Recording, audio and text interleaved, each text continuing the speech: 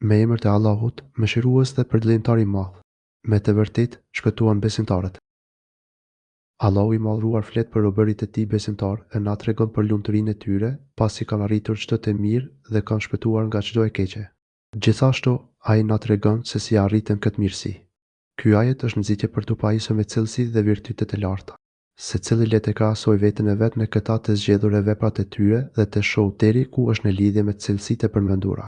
Kështu do të vlerësosh si duhet veten dhe të tjerët në lidhje me plotësimin ose jo të gradave të imanit. I madhruari thotë, është e sigurt se kanë fituar besimtarët. Do të thënë, kanë fituar sepse gjetën lumturinë dhe shpëtimin. Ata arritën qëllimin që kanë patur të gjithë besimtarët që kanë pranuar profetet e Allahut.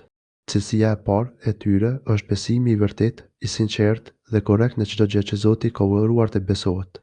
Cilësia e tyre e dytë është, të cilët në namazin e tyre janë të përulshëm.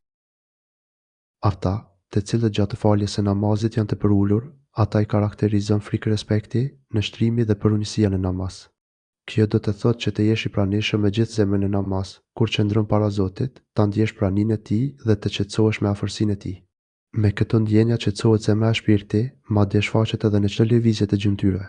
Një njeri të tillë nuk e sheh kur që gjatë namazit të hedh shikimin sa ndej e këtej, por vështron plot edukat e përunisin e vendin e sejdës.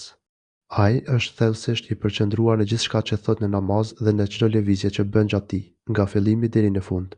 Nëpërmjet këtij përqendrimi e përkushtimi, si dhe duke medituar në fjalët që thotë, largohen vezveset e shejtanit dhe çdo mendim i urrit është përqendrim. Ky është shpirti i namazit. Në fakt, pikërisht kjo kërkohet nga namazi. Ky lloj namazi i shkruhet robit si sevap dhe nëpërmjet tij arrihen qëllimet e larta. Nga ana tjetër, falja e namazit pa hushur frikë respekt dhe pa qenë i pranishëm me zemrën tënde, edhe pse merr një farë shpërblimi për të dhe të konsiderohet se e ke kryer si detyrë, ka vlerë veçën e varësi të përqendrimit të zemrës në të. Ai që kujdeset për të përkryer namazin, ka për të rregulluar të gjitha çështjet e tjera, mendimin e Zotit. Cilësia e tretë është, dhe të cilët shmangen nga kotësitë. Ata të cilët i shmangen se kotës. Fjalë a punë, legu janë të gjitha ato fjalë që nuk kanë hajër dhe nuk sjellin asnjë dobi. Kështu, të fituarit dhe të shpëtuarit janë larguar dhe i kanë kthyer shpinën të tilla fjalëve, sepse duan që të ruajnë veten nga gjërat e kota e të urrëta. Madje, edhe kur gjenden në vende ku ka fjalë të kota, ata largohen shpejt, duke respektuar veten. Kuptohet se ata që u largohen gjërave të kota dhe të padobishme, kur bëhet fjalë për gjërat të ndaluara, janë me të kujdesshëm e me të ruajtur.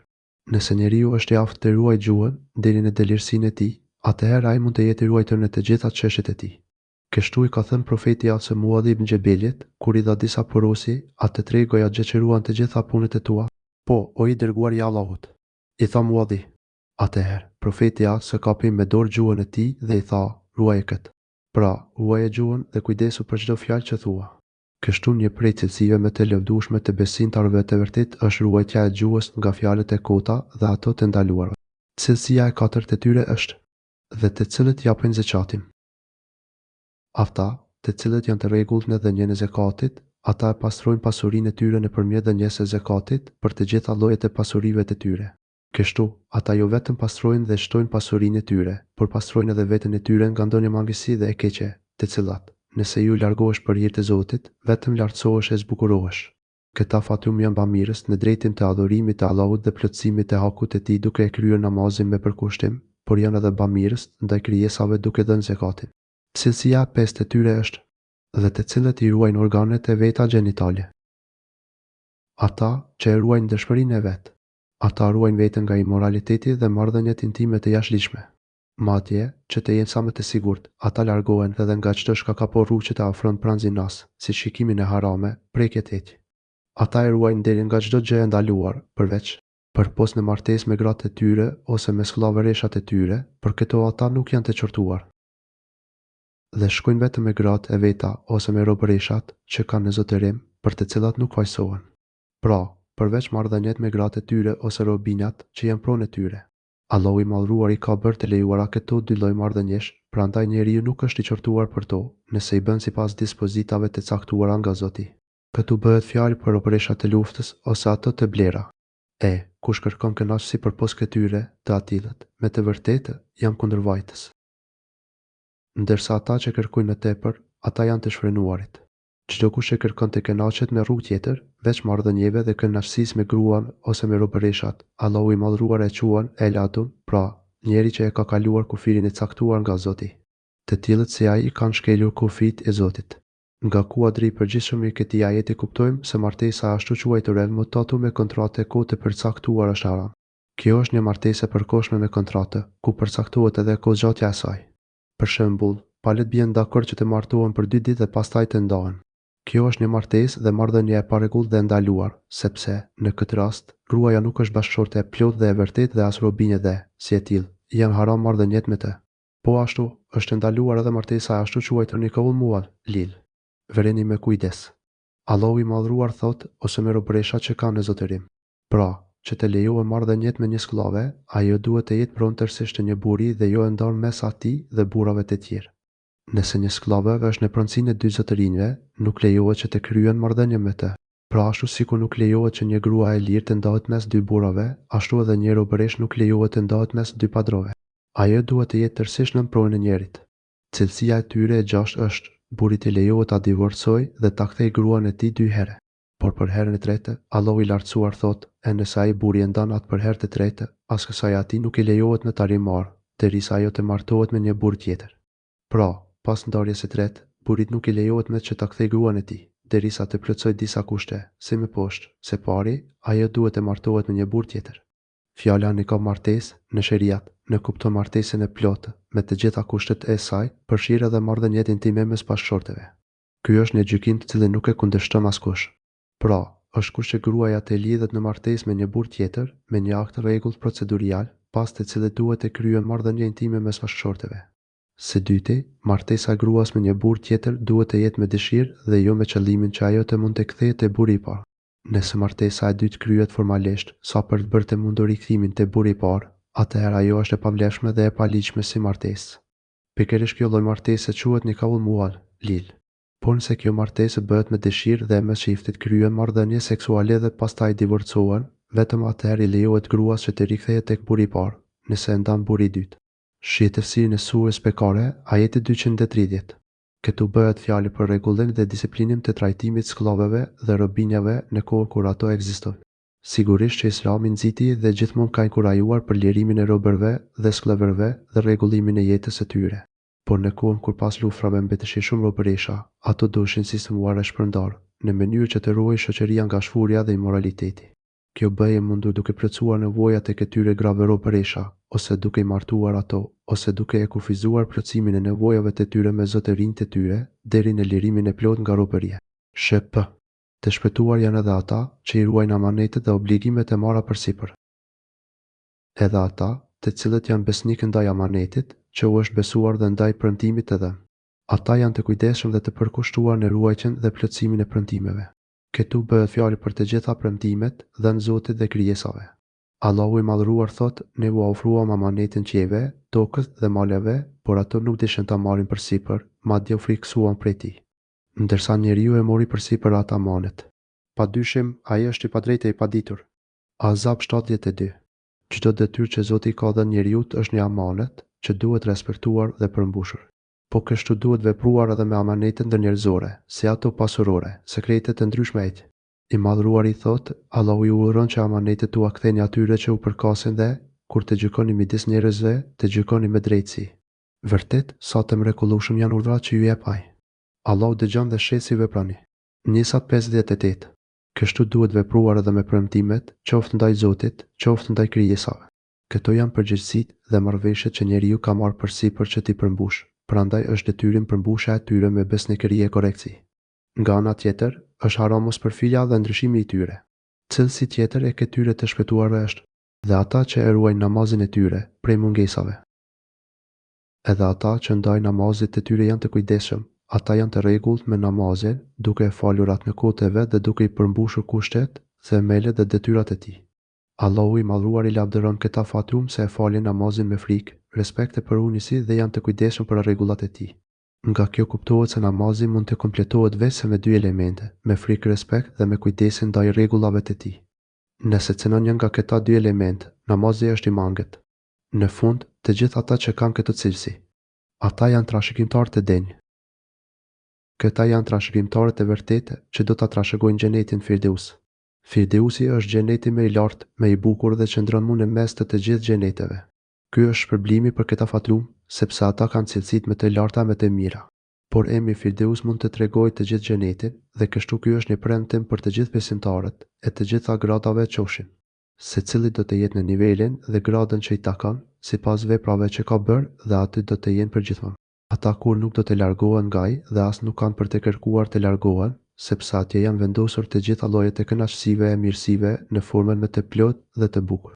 Gjithashtu, ato mirësi arrijen pas një vështirësi e lodhje, të cilët do ta trashëgojnë xhenetin Firdeusin. Ata do të banojnë për herën e të. U tefsiru sure Al-Muminun ajet 10. Me të vërtetë, na e kemi krijuar njeriun prej baltës thelbit të tokës. Ne e krijuam njeriun prej një balte të përzgjedhur nga e gjithë toka. Në këto ajete, Allahu i madhëruar na tregon fazat e krijimit të njeriut nga fillesat e tij deri kur të përfundoi. Në fillim përshkruhet krijimi i babait të llojit njerëzor, Ademit a.s. Ai u krijua, siç thot Zoti, prej një balte të përzgjedhur nga e gjithë toka. Ajo baltë u mor nga të gjitha llojet e tokës, prandaj edhe njerëzit me vonë do të dinin të ndryshëm, si llojet e tokës.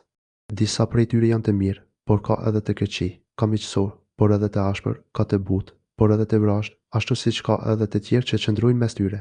E pastaj, si pikë, fare të vendosur në vend të sigurt. Pastaj atë, njeriu e bëm, të shumohet nga një pikë, fare që vendoset në një vend të sigurt. Në mitër, pastaj Zoti bëri që lloji njerëzor të përhapej dhe të vazhdonte jetën nga një pikë fare, si ka thënë, le të shikojë njeriu se prej çfarë është krijuar. Ai është krijuar prej një lëngu që hidhet fuqishëm, që del nga mesi i shpinës dhe derasa e gjoksit. Tarik 5:7. Kjo pikë qëndron në një vend që Zoti e quan vend të sigurt, pra, në mitrën e nënës, ku është i ruajtur dhe i mbrojtur. E mandej, pikën e farë se kemi bërë gjak të drejtshkuar, e pastaj e kemi bërë copës mishi, mandej, atë copës mishi e kemi shndëruar në eshtra, e eshtra ti kemi vëshur me mish dhe pastaj kemi krijuar krijesë tjetër. Qoftë lartësuar Perëndia, krijuesi më i përsosur. Me pas atë pikë, fare e bëm një droçk gjaku dhe atë droçk gjaku e bëm copë mishi. Fetus, pasi kalojnë 40 ditë në gjendjen e asaj pikë fare, ne e kthejmë atë në një droçk gjaku të kuq. Pastaj pas 40 ditësh të tjera, Zoti e kthen atë në mugatën, pra në një copë mishi të vogël, që duket si një kafshat mishi e përtypur, sepse mugat do të thotë kafshat e përtypur. Pastaj, këtë copë mishi të butë e shndërron në strukturë kockore, pastaj atë copë mishi e shndëruam në eshtra dhe me pas, eshtrat i veshëm me mish. Pastaj ato kocka i veshëm me mish. Në fillim, nga mishi i butë, formohet kocka e fortë, pastaj këto kocka Zoti i mbush ose i vesh me mish. Kjo ndodh në 40 ditëshin e tretë. Me pas, i madhruar i thot, pastaj atë e bën një krijesë tjetër. Me shpirt, kur i fryhet shpirti, ajo shndërrohet në një gjallësë me shpirt. I lartësuar qoftë Allahu, më i miri krijues. U lartësoft, u madhroft dhe u shtofshin mirësitë që vijnë prej Allahut. Ai është më i miri krijues, si thuhet në Kurani, është ai i cili e përsosi krijimin e çdo gjëje, ai që krijimin e njeriu të filloi nga bata. Pastaj bëri që pasardhësit e tij të krijoheshin prej një pike uji të përbuzur. Ai e formëson atë plotësisht në barkun e nënës dhe i frym prej shpirtit të krijuar prej tij. Është ai që ju pajes me dëgjim, me shikim dhe me zemër, por ju shumë pak falënderoni. Sejdë 7. I gjithë krijimi i Allahut është i mirë, por nuk ka dyshim se njeriu është më i miri krijimi i tij, ashtu siç thotë i madhruari, vërtet ne e krijuam njeriu në formën më të bukur. Tin 4. Prandaj të zgjedhurit e Zotit profetët dhe besimtarët janë krijesat më të mira dhe më të plota që ekzistojnë. Mandej, pas kësaj ju do të vdisni. Pas kësaj, në fund ju do të vdisni. Pasi të plotësohet krijimi juaj dhe t'ju fryhet shpirti, do të vijë çasti që ju do të vdisni. Vdekja është një nga fazat që do të kaloni të gjithë. Pastaj, ju me të vërtetë do të ringjalleni në ditën e Kiametit. Dhe përsëri, në ditën e Kiametit ju do të ringjalleni. Atëherë do të shpërbleheni për veprat tuaja të mira ose të këqija. I lartësuari thotë, a mos mendon njeriu se do të lihet pa dhënë llogari? Piçudit se a nuk vjen ai njeriu nga një pikë lëngu që hidhet me forcë, e pastaj bëhet gjak i trash, që ai Zoti e krijon dhe e përsos, dhe prej atij lëngu ai krijon mashkullin dhe femrën. Piçudit se a nuk është ai plotfuqishëm për të ngjallur të vdekurit. Piçudit se Kiamet 36:40. Ne kemi krijuar mbi ushtat qiell dhe ne nuk jemi të pakujdesshëm ndaj krijesave tona. Pasi përmendi krijimin e llojit njerëzor, Allahu i madhruar flet për vendin ku njeriu do të kalojë jetën e këtushme dhe mirësitë e shumta që i janë mundsuar në të. Ai thotë, dhe ne kemi krijuar shtatë palë, që e mbi ju. I ka bërë si tavan mbrojtës për njerëzit dhe të mbushur plot me dobi etike për to. Ata janë shtatë qiej që Zoti ka vendosur njeri si për tjetrit me kate. Allahu i madhruar e ka zbukuruar qiellin me yje dhe ka vendosur në të diellin dhe hën. Ai ka bërë që ky qiell të jetë i mbushur plot mirësi të domosdoshme për jetën e krijesave. I gjithësëm shishmi thotë, dhe ne nuk jemi të pakujdesshëm ndaj asaj që krijuam. Asgjë nuk del jashtë krijimit të Zotit. Çdo gjë është krijimi i Tij. Po kështu, asgjë nuk mund të dalë jashtë për kujdesit e Tij. Kur nuk mund të ndodhë që Zoti të jetë i shkujdesur për krijesat dhe as nuk mund të ndodhë që të harrojë ndonjë gjë të tyre. Nuk mund të ndodhë që Zoti të krijojë diçka dhe ta lërë në harresat. E si mund të jetë Zoti i shkujdesur ndaj qiejve e tokës? Për çuditse nëse do të ndodhte kjo, ata do të rrezoheshin e shkatërroheshin. Zoti është i gjithëposhtetshëm dhe i gjithdituri, që kujdeset edhe për thëmiemet të thellë në oqean dhe për grimcëmet të fshehtë mes maleve hunerave. Për çdo gjallësë, është Zoti ai që ja lehtëson dhe ja jep rrezikun. Siç thot i madhruari, nuk ka asnjë gjallësë në tokë që të mos ushqehet nga Allahu. Ai e di vendvanimin dhe vendpejjen e tyre. Gjithçka gjendet në një libër të qartë Lehuj Mahfuz. O 6. Në shumë ajete, Allahu i madhruar përmend së bashku krijimin dhe diturinë e Tij absolute, siç për shembull, i fshini ose i thoni fjalët tuaja haptas, nuk ka dyshim se ai e di çfarë fshini në zemrat tuaja. A nuk e di ai që ka krijuar, kur ai di në imci çdo sekret. Mulk 13:14. Ose, a nuk është i fuqishëm ai, që krijoi qiejt e tokën, që të rikrijojë ata njerëzit? Po, ai është krijuesi dhe gjithdituri. Yasin 81. Kjo bëhet për të treguar se krijimi i Zotit dhe çdo krijesë e Tij është nga argumentet logjike më të forta dhe të qarta që tregojnë për diturinë dhe urtësinë e krijuesit të tyre. Ne lëshojmë shiun nga qielli me masë të caktuar. Pastaj, ne e mbajmë në tokë dhe ne jemi të pushtetshëm ta ngrisim ujin nga toka dhe ta shpërndajmë. Dhe ne lëshojmë ujin nga qielli me masë të caktuar. Nga ky ujë sigurohet jetesa juaj dhe e kafeve tuaja. Furnizimi është gjithmonë i mjaftueshëm për ju dhe është bërë që juve të mos ju mungojë asgjë.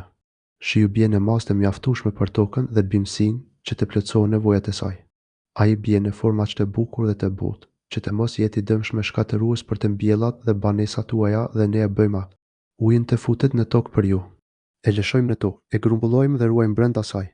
Pastaj, me pushtetin e të gjithëmshirshmit, dalin larmibimesh në qift. Një pjesë të madhe të këtij uji ju urtë mban në përburim me rezervat e mëdha ujore që ju ta keni mundësinë për ta nxjerrë përsëri. Ai nuk është bërë të humbas në thellësitë e tokës dhe që ju të mos keni mundësi ta nxjini, por ne sigurisht mund ta bëjmë atë.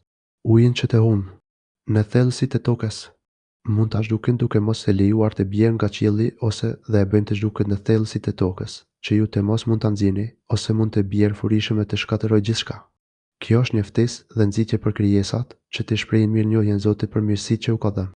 Ata duhet ta vlerësojnë dhe dinë mirë se si është të mos i kesh ato mirësi, siç thotë i madhruari, me tregoni, nëse uji juaj humbet në thellësi, kush do t'ju sjellë juve ujë në sipërfaqe? Pe çuditse Mulk 30. Dhe mendimin e Tij kemi bërë për ju kopshtie hulmesh dhe rrushi, në to ka shumë pemë për ju që hani prej tyre. Me anë të Tij, ujit ne rrisim për ju kopshte hulmash e rrushi. Nëpërmjet ujit, ne bëjmë për ju kopshte me hulma vresha rrushi.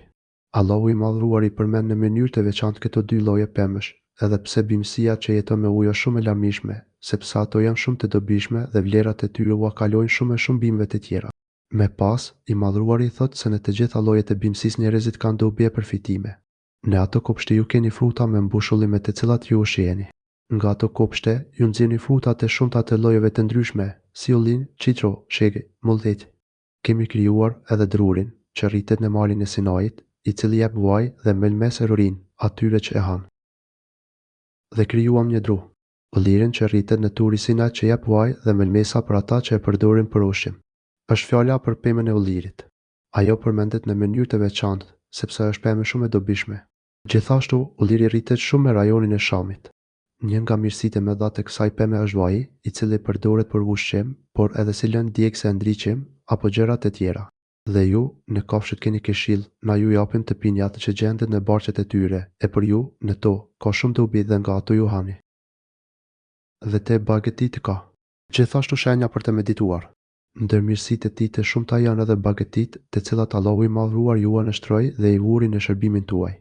Ne to ka mesim për ata që din të nxjerrin mesime dhe dobi të shumta për njerëzit. Nga barqet e tyre ne ju japim të pini. Qonësht, ju merrni prej tyre qumësht të këndshëm dhe shumë të vlefshëm, që del nga barku i tyre. Ju keni edhe shumë dobi të tjera dhe prej mishit të tyre ju ushqeni. Ju përfitoni edhe nga leshja apo puklat e gjës së gjallë, siç thuhet në ajetet e tjera, edhe kafshët ai krijoi për ju. Nëpërmjet tyre ju siguroni mjete për ngrohje dhe dobi të tjera dhe prej tyre ushqeni. Ju shihni pamje të bukura kur i ktheni ato në mbrëmje nga kullota dhe kur i lëshoni në mëngjes për në kullot. Ato bartin ngarkesat tuaja të rënda në vendet e largëta ku ju do të arrinit me shumë vështirësi. Vërtet, Zoti juaj është shumë bamirës dhe mëshirëplot. Edhe kuajt, mushkat dhe gomarët i krijoi që t'i përdorni si kafshëbare dhe si zbukurim. Ai krijon edhe gjëra që ju nuk i dini. Nall 5:8. Ose edhe në bagetit ju keni shëmbujtë shumë për të menduar. Ne, nga ajo që prodhohet nga barqet e tyre mes ushqimit të përtypur dhe gjakut, ju japim të pini qumësht të pastër e të shijshëm për ata që e pinë. Nall 66. Ndër ushqimet më të mira janë mishi dhe djami që përfituan prej kafshëve. Dhe ju me ato dhe me anije barteni. Dhe mbi to ashtu si edhe mbi anije ju. Ngarkoni dhe udhtoni. Ju bën të mundur mjete transportit toksore nëpërmjet të cilave lëvizni mallrat e gjërat tuaja të rënda në vendet e largëta. Zoti ju mundsoi këto mjete e ju mësoi si të punoni. Ai ju mësoi të ndërtoni edhe anije mjete lundrimi për udhëtimet detare. Atëherë, ai që begaton me të tilla mirësi dhe dhuron nga bujaria e tij, ai e meriton mirënjohjen e plot dhe të gjitha lavdërimet. Njeriu duhet të përpiqet me gjithçka që ka për t'i përkryer adhurimet për Allahun e lavdëruar dhe t'i përdorë të gjitha mirësitë që ai dhuron veç për t'i bindur atij dhe asnjëherë për ta kundërshtuar e për gjinohe. Na e kemi dërguar Nuhun te populli i tij, dhe ai tha: "O populli im, adhuroni Perëndin. Ju nuk keni zot tjetër përveç tij. Vallë, a nuk druani?" Ne e dërguam Nuhun te populli i tij dhe ai tha: "O populli im, adhuroni vetëm Allahun." Allahu i madhruar na tregon për shpalljen që i dhuroi profetit e tij të dërueshëm, Nuhut as. Ai është i pari profet që Zoti dërgoi ndër njerëz. Allahu e dërgoi Nuhun as në një popull që adhuronin idhujt, për t'i uruar ata që të adhuronin vetëm Allahun si një të vetëm dhe të pashoq. Nuhu tha atyre: "O populli im, adhuroni vetëm Allahun. Dhe uni të sinqert në të gjitha adhurimet që ja përkushtoni Zotit dhe pastrojini adhurimet tuaja nga shirku e syfaqësia. Nëse nuk jeni të sinqert dhe nuk pastrojeni nga shirku, asnjë adhurim nuk ju pranohet nga Zoti. Nuk ka Zot tjetër që meriton adhurimin veç tij. Merita e adhurimit i takon vetëm Allahut, prandaj nëse i dedikohet dikujt tjetër, është vepër e dënueshme që nuk të sjellë asnjë dobi. Allahu është i vetmi i adhuruar me merite, sepse ai është i vetmi krijues e furnizues, i cili është i plot dhe absolut në çdo aspekt, ndërsa çdo gjë tjetër është krijesë nevojtare e pafuqishme, e mangët në çdo drejtim. A nuk i friksoheni dënimit? A nuk keni frikë Zotin dhe dënimin e tij për faktin që ju po adhuroni idhuje puta me pamjen e njerëzve të mirë dhe u dedikoni lutje e adhurime në vend të Allahut? Nuhu vazhdoi të ftonte ata fshetas dhe haptas, natën dhe ditën për 950 vjet, por ata e shtojnë arrogancën dhe largimin nga e vërteta dhe ftesa e Zotit. Por paria e popullit e tij, që nuk besonin, thanë: "Ky është vetëm njeri si ju e don vetëm të madhrohet mbi ju. Sikur të kishte dashur Perëndia, do t'i dërgonte engjëjt, kështu diçka nuk kemi dëgjuar nga të parët tanë të lashtë." Paria jo besimtarëve nga populli i tij thanë: "Ky nuk është gjë tjetër veç se një njeri, sikurse ju, që dëshiron të tregojë se është më lart se ju." Duke shprehur kundërshtimin dhe refuzimin me forcë, ata që e quajnë vetëm paria e vendit, sotërinjt dhe udhëqesit, i thanë popullit e tyre duke dashur që t'i largonin nga Nuhu: "Ky nuk është gjë tjetër veç se një njeri si ju, por që dëshiron të jetë më lart se ju." Qëllimi i tij kur pretendon se ka dërguar Zoti është që thjesht të fitojë prestigje e gradë mbi ju, pra të jetë udhëheqës. Në të kundërt, shihni, a ka ndonjë gjë që tregon se ai është më i mirë se ju? Pe çudit se ai është si ju, një njeri i thjeshtë. Kjo mënyrë këndvështrimi dhe arsitimi vazhdon edhe sot ndër popull dhe në të gjithë kundërshtuesit e profetëve. Por Allahu i madhruar u jep atyre një përgjigje shëruese nëpërmjet të gjithë të dërguarve të tij. Si mund të keni dyshim për Allahun, krijuesin e qiejve dhe të tokës? Pe çudit se ai ju fton për t'ju falur gjinohet dhe ju jep pafat deri në kohën e caktuar. Ata u kthenin: "Ju jeni veç se njerëz, ashtu siç jemi edhe ne. Ju dëshironi të na largoni nga ato zotat që adhuronin prindërit tanë." Atëherë, na sillni ndonjë fakt të qartë. Të dërguarit u thoshin: "Ne jemi veç se njerëz, si edhe ju, por Allahu i adhuron mirësinë kujt të dojë nga robërit e vet." Nuk na takon ne t'ju sjellim ndonjë mrekulli argument përveç se me dëshirën e Allahut. Vetëm Allahut le t'i mbështetin besimtarët. Ibrahimi 10:11. Ky është një mesazh i qartë se kjo është mirësia dhe bujaria e Allahut, që ai ja jep kujt të dëshiroj dhe juve nuk ju takon ta kundërshtoni Allahun për atë që u jep disa robërve të tij dhe as keni mundësi ta ndaloni atë që ta realizojë atë që ai dëshiron. Po të dëshironte, Allahu do të dërgonte melek.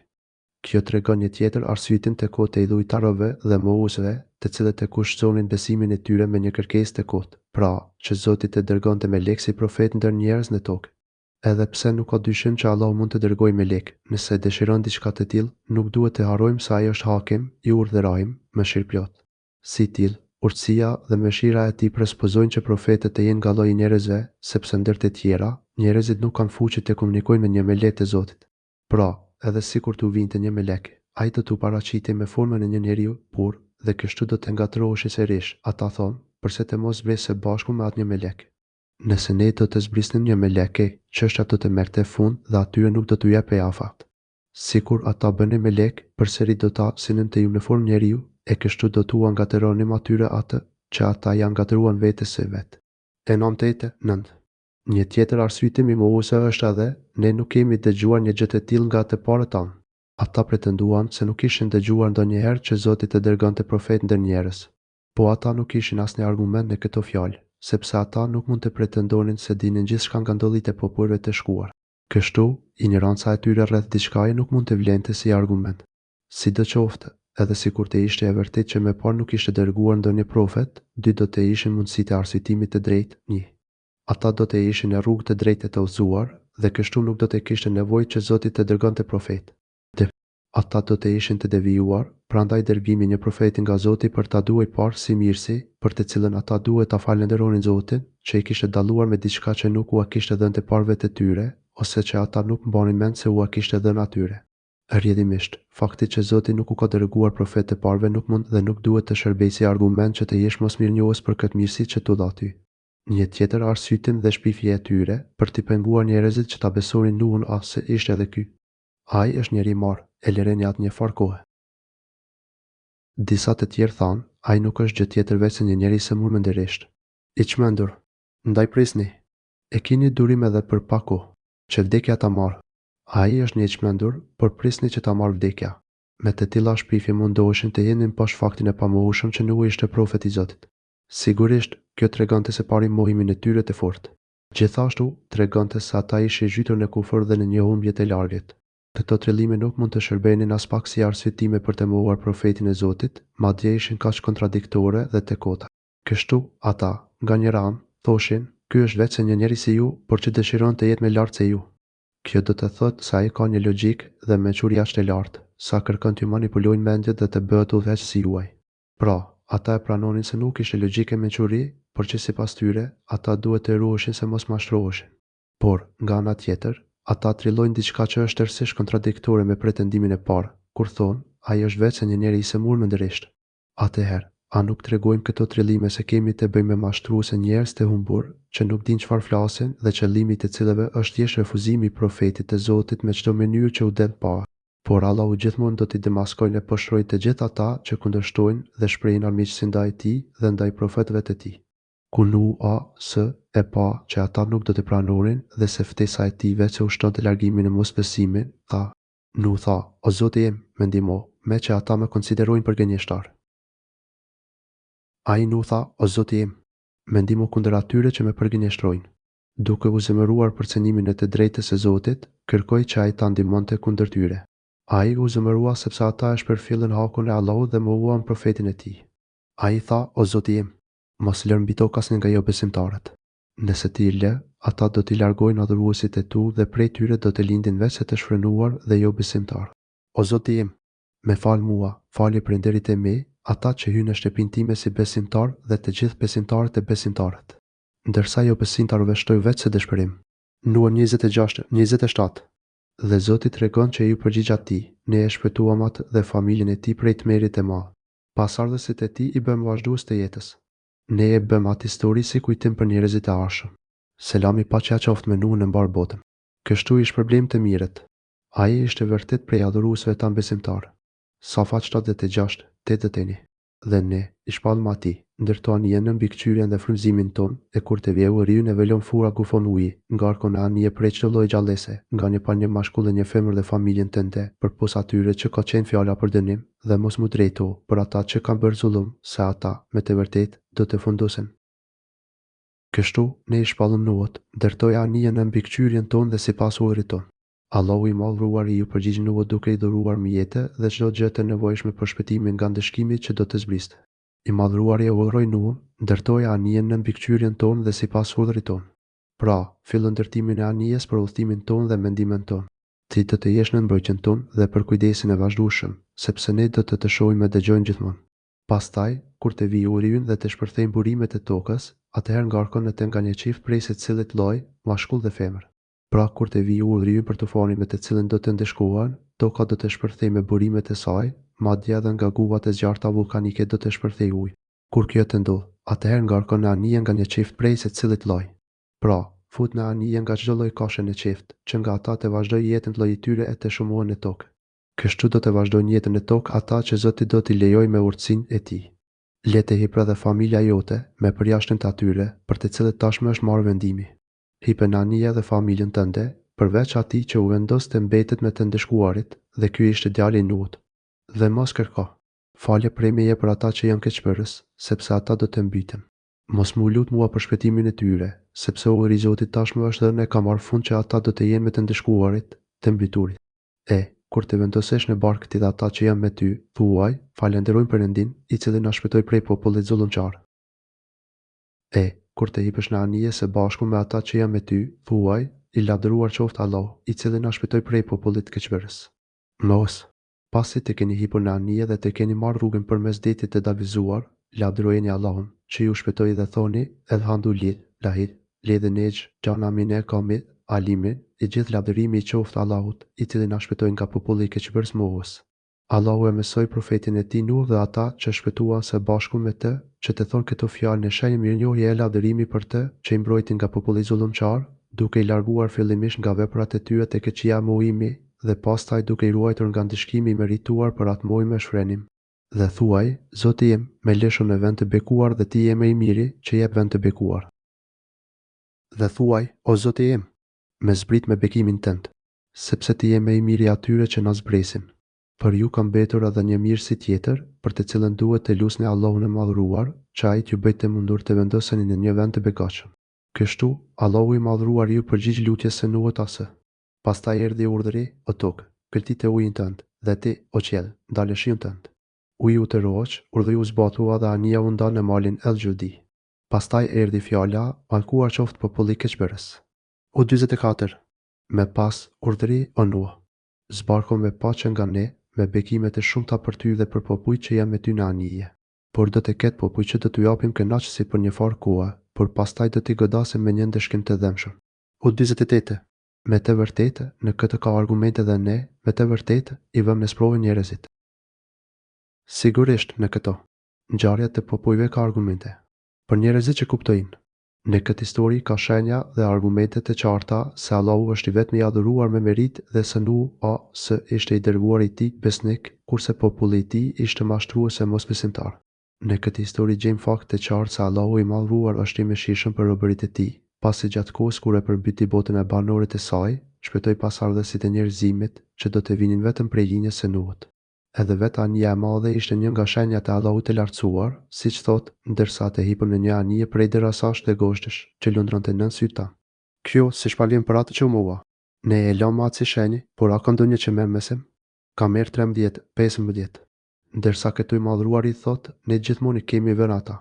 Njerëzit në provë.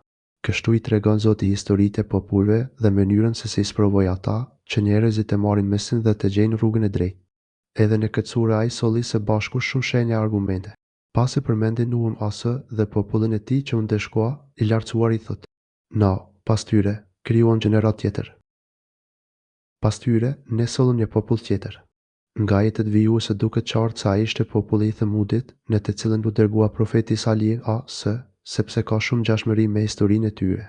I madhruari thot: "E u dërguam atyre pejgamber nga mesi i tyre, i cili u tha atyre: adhuroni Perëndin. Ju nuk keni zot tjetër përveç tij, a nuk druani."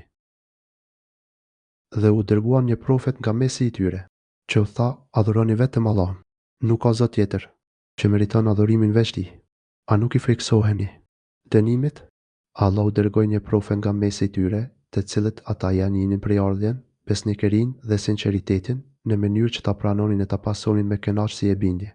Me që profeti ishte nga mesi i tyre, ky duhet të ishte një shkak më tepër që ata ta pranonin dhe të mos e urrenin. Edhe ky profet i ftoi ata në të njëjtin besim, ashtu si të gjithë profetët e tjerë me popujt e tyre. Ai u tha, adhuroni vetëm Allahun. Nuk ka zot tjetër që meriton adhurimin veç tij. Të gjithë profetët kanë qenë unanim në këtë ftesë madhështore. Kjo ishte gjëja e parë në të cilën ftuan popujt të adhuronin Allahun si një të vetëm, sepse ai është i vetmi që meriton adhurimin. Ata i ndihmuan e paralajmëruan popujt që të largoheshin nga idhujtaria dhe idhujt dhe i njoftuan se adhurimi i çdo gjëje tjetër veç Zotit është i dënueshëm dhe jo i dobishëm. Prandaj ai tha, nuk keni frikë. Pra, a nuk i friksoheni Zotit tuaj dhe t'ju largoni këtyre idhujve? Por, paria e popullit e tij, që nuk besonin dhe e konsideronin për gënjeshtër takimin në botën tjetër dhe të cilëve u kemi dhënë begatin e këtë botë, thanë, ky është vetëm njeri si ju, a nga ato që hani edhe ju dhe pin nga ato që pini edhe ju. Paria e atij populli që nuk besoi dhe e mohoi takimin e jetën tjetër dhe të cilëve ne u patëm falur begatin e jetën e kësaj bote, thanë, ky. Saliu nuk është gjë tjetër, veç se një njeri, sikurse edhe ju. Ai ha ushqim ashtu siç hani ju dhe pi ashtu si pini ju. Paria e atij populli, të cilët kishin në vete edhe mohimin, edhe armiqsinë, duke kaluar çdo kufi për shkak të luksit e shfrenimit, shprehën kundërshtimin për profetin e Zotit dhe mohimin për mesazhin e tij. Ata filluan të manipulonin popullin dhe t'i largonin nga ndjekja e profetit, duke thënë, ky Saliu është veç se një njeri si edhe ju. Atëherë, çfarë ka ai më shumë se sa ju? Mos, ballu është meleki, që nuk ka dhe nuk pi. Ai ashtu siç hani ju dhe pi ashtu si pini ju. E nëse ju i përuleni njeriu që është si ju, me siguri, ju do të jeni të humbur. Nëse i nështroheni dhe i bindeni një njeriu që është si ju, atëherë ju do të jeni të humbur. Nëse e bëni atë prijesin tuaj dhe e pasoni, kur ai është thjesht një njeri si ju, atëherë ju jeni të mangët në logjik dhe keni për t'u penduar për këtë. Kjo është shumë e çuditshme, sepse pikërisht ata që nuk i nështrohen dhe nuk pasojnë një profet të Zotit, ata duhet të jenë të dëshpëruar dhe duhet të pendohen. Mendjelitësia është i parkryesori atyre që nuk pasojnë një njeri që Zoti e ka shuar duke i dhënë shpalljen e tij dhe e ka pajisur me mrekulli e shenjat të vërtetësisë, por ndjekin rrugën e atyre që janë poshtruar e sprovuar duke adhuruar pemë e gur. Kjo ngjan me ajetin tjetër kur anor që flet për këta të mirë, ata thanë, atë shkojnë pas një njeriu që dolin nga mesi ymë. Pi çuditës atëherë, ne do të ishim vërtet të humbur dhe të marr. Vallë, vetëm atij ju dha shpallja ndër ne? Jo, ai është një gënjeshtar mendjemadh. Kamer 24, 25. Pasi e mohuan dhe e refuzuan shpalljen e Zotit, ata kundërshtuan paralajmërimin e profetit për ringjalljen pas vdekjes dhe për llogarinë e shpërblimit me drejtësi për punët që bëjmë në këtë jetë. Ata thanë, a ju premton vaj që kur të vdisni e të bëheni dhe eshra, ju me të vërtetë do të ringjalleni. Mos vallë ai po ju premton se pasi të vdisni të bëheni dhe eshra, do të nxjerreni sërish. Të gjallë, sa e largët dhe e pamundur është ajo që ju premtohet. Është shumë e largët dhe e pabesueshme ajo që premton ai, pra, ringjallja. E si mund ta besoni që, pasi jeni trejtur e bërni me dhënë e kockat ju jenë tharë, të risëlleni në jetë? Pi çuditse por ata të mirë e kishin shikimin të kufizuar, prandaj mendonin për Zotin ashtu si për veten e tyre, që e kishin të pamundur të bënin diçka të tillë. Ata të mirë e krahasonin pushtetin absolut të krijuesit me dobësinë dhe aftësitë e tyre të kufizuara. Ata mohuan fuqinë e Allahut për të ringjallur të vdekurit duke shpifur e përshkruar atë me diçka që nuk i shkon madhështisë së tij. Ata haruan faktin se Zoti i kishte krijuar herën e parë, duke i bërë të ekzistonin kur nuk ishin fare. Kështu, rikthimi i tyre pasi të jenë trejtur në tokë është më i lehtë për Allahun, për të cilin gjithçka është e lehtë. Përse nuk e morin faktin që ai kishte krijuar herën e parë nga hiçi dhe kështu të tregonin se si ishin në të vërtetë, mendjemdhënj dhe refuzues edhe të fakteve të prekshme dhe të dukshme. Me mirë le ta bëjnë këtë, dhe kështu diskutimi të bëhet fillimisht për ekzistencën e Zotit, krijuesit të madh dhe jo për ringjalljen. Për ringjalljen është përmendur edhe një argument tjetër, fakti që ai ringjall tokën pas vdekjes së shkretimit. Atëherë, është po ai që do t'i ringjallë të vdekurit dhe ai është i plot pushtetshëm për gjithçka. Po kështu është edhe një argument tjetër që Zoti ka sjellë si përgjigje ndaj mohusëve të ringjalljes në ajetin kuranor, po. Ata u habitën që nga xhiri i tyre u erdhi një profet. Jo besimtarët thonë, kjo është vërtet shumë e habitshme. Vallë, do të ringjallemi pasi të vdesim e të bëhemi dhe. Pikë çuditësa ai kthim është larg. Kaf 2, 3. Në përgjigje ndaj tyre, Allahu tha, ne dim se që ato ka prej tyre. Ne kemi librin që ruan gjithçka. Ata mohojnë të vërtetën, kur ajo u vjen dhe janë vazhdimisht të luatur. Kaf 4. Në vijim ata thanë, larg e larg, janë ato që po premtohen. U tefsiru Suel, Muminun, ajet 35. Nuk ka jetë tjetër përpos jetës e kësaj bote, na jetojmë me vdesim e nuk do të ringjallemi më. Nuk ka asgjë tjetër përveç jetëson në këtë botë. Ne të do të vdesim e do të jetojmë. Brez pas brezit dhe kur nuk jemi për të ringjallur. Ky është realiteti, sa njerëz vdesin dhe të tjerë lindin, e kështu vazhdon jeta. Kështu ka për të vazhduar për jetësh dhe nuk ka për të ndodhur kur që ne të ringjallemi. Ai është vetëm njeri që trillon gënjeshtra për Perëndin dhe na nuk i besojmë atij.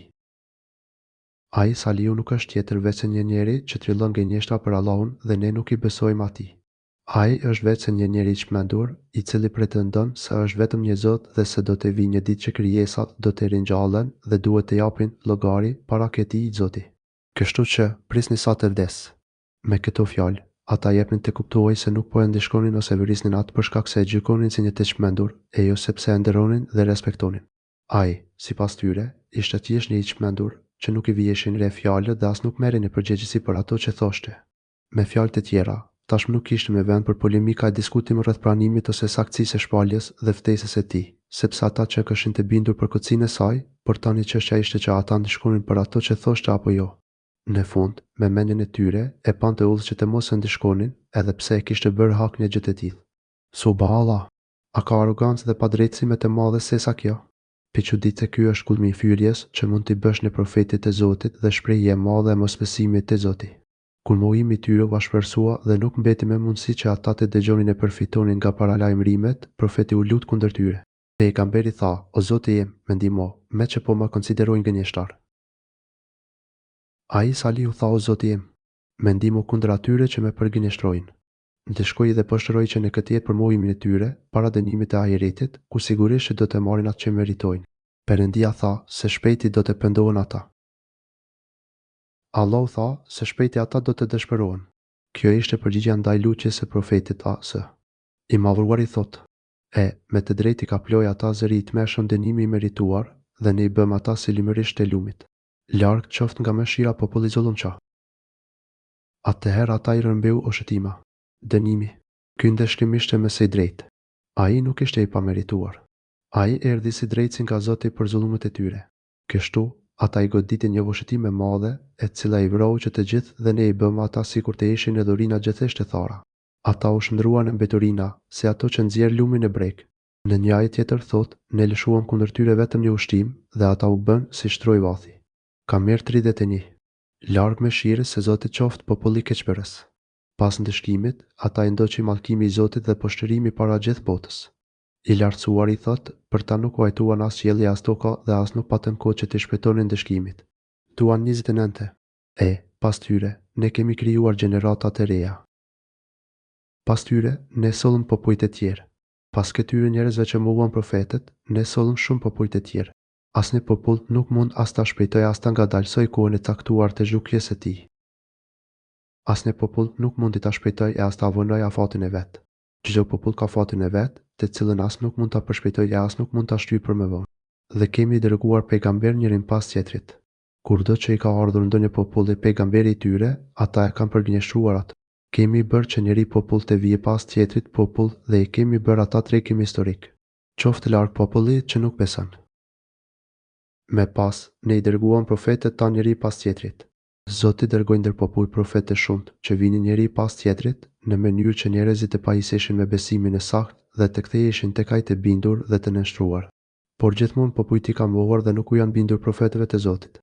Ata u janë përgjigjur me mohim e teprin e padrejtësi. Por, çdo herë që një popull i vinte profeti i vet, ata e përgënjeshtronin atë. Sa herë që një popull i vinte një profet, ata e quonin gënjeshtar dhe e kundërshtonin, edhe pse profetët usin e mrekullit të shumta të mjaftueshme që njerëzit të bindeshin për besnikërinë e tyre dhe për vërtetësinë e shpalljes së Zotit.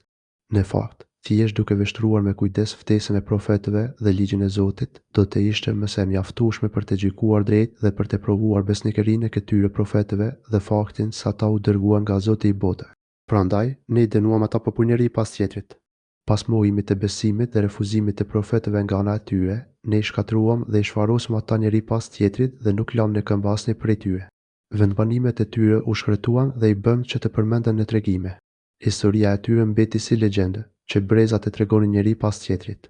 Ata shërbyen si me përgëzim për të devotshmit, por edhe si kërcenin për ata që nuk besojnë dhe refuzojnë profetët dhe shpalljet e Zotit. Si poshtërim dhe përçmim, ata i ndoqin një mallkim tjetër nga Zoti, larg mëshirë se Zoti qoftë një popull që nuk beson. Larg mëshirë se Zoti qofshin sa të urrit e të padrejtë që ishin. Pastaj dërguam Musajin dhe vëllain e tij Harunin me argumentet tona dhe mrekullinë e qartë. Disa dietar janë shprehur se Allahu i lartësuar, pasi dërgoi Musajin dhe zbriti Teuratin në tokë, e ndaloi zbritjen e dënimeve shfarose në tokë dhe ligjëroi luftën kundër mohuesve të profetëve. Nuk e di se ku është mbështetur ky opinion, por duke vëretur me kujdes kontekstin e këtyre ajeteve dhe disa të tjerëve në surën Kasas, mbase jepet një kuptim i tillë. Nga konteksti i këtyre ajeteve kuptohet në një farë mënyrë se, pas shkatërimit të popujve me ndëshkime qiellore, Allahu dërgoi Musajin me shenja argumente të qarta për të filluar kështu një kapitull të ri në trajtimin e popujve që do të mohen.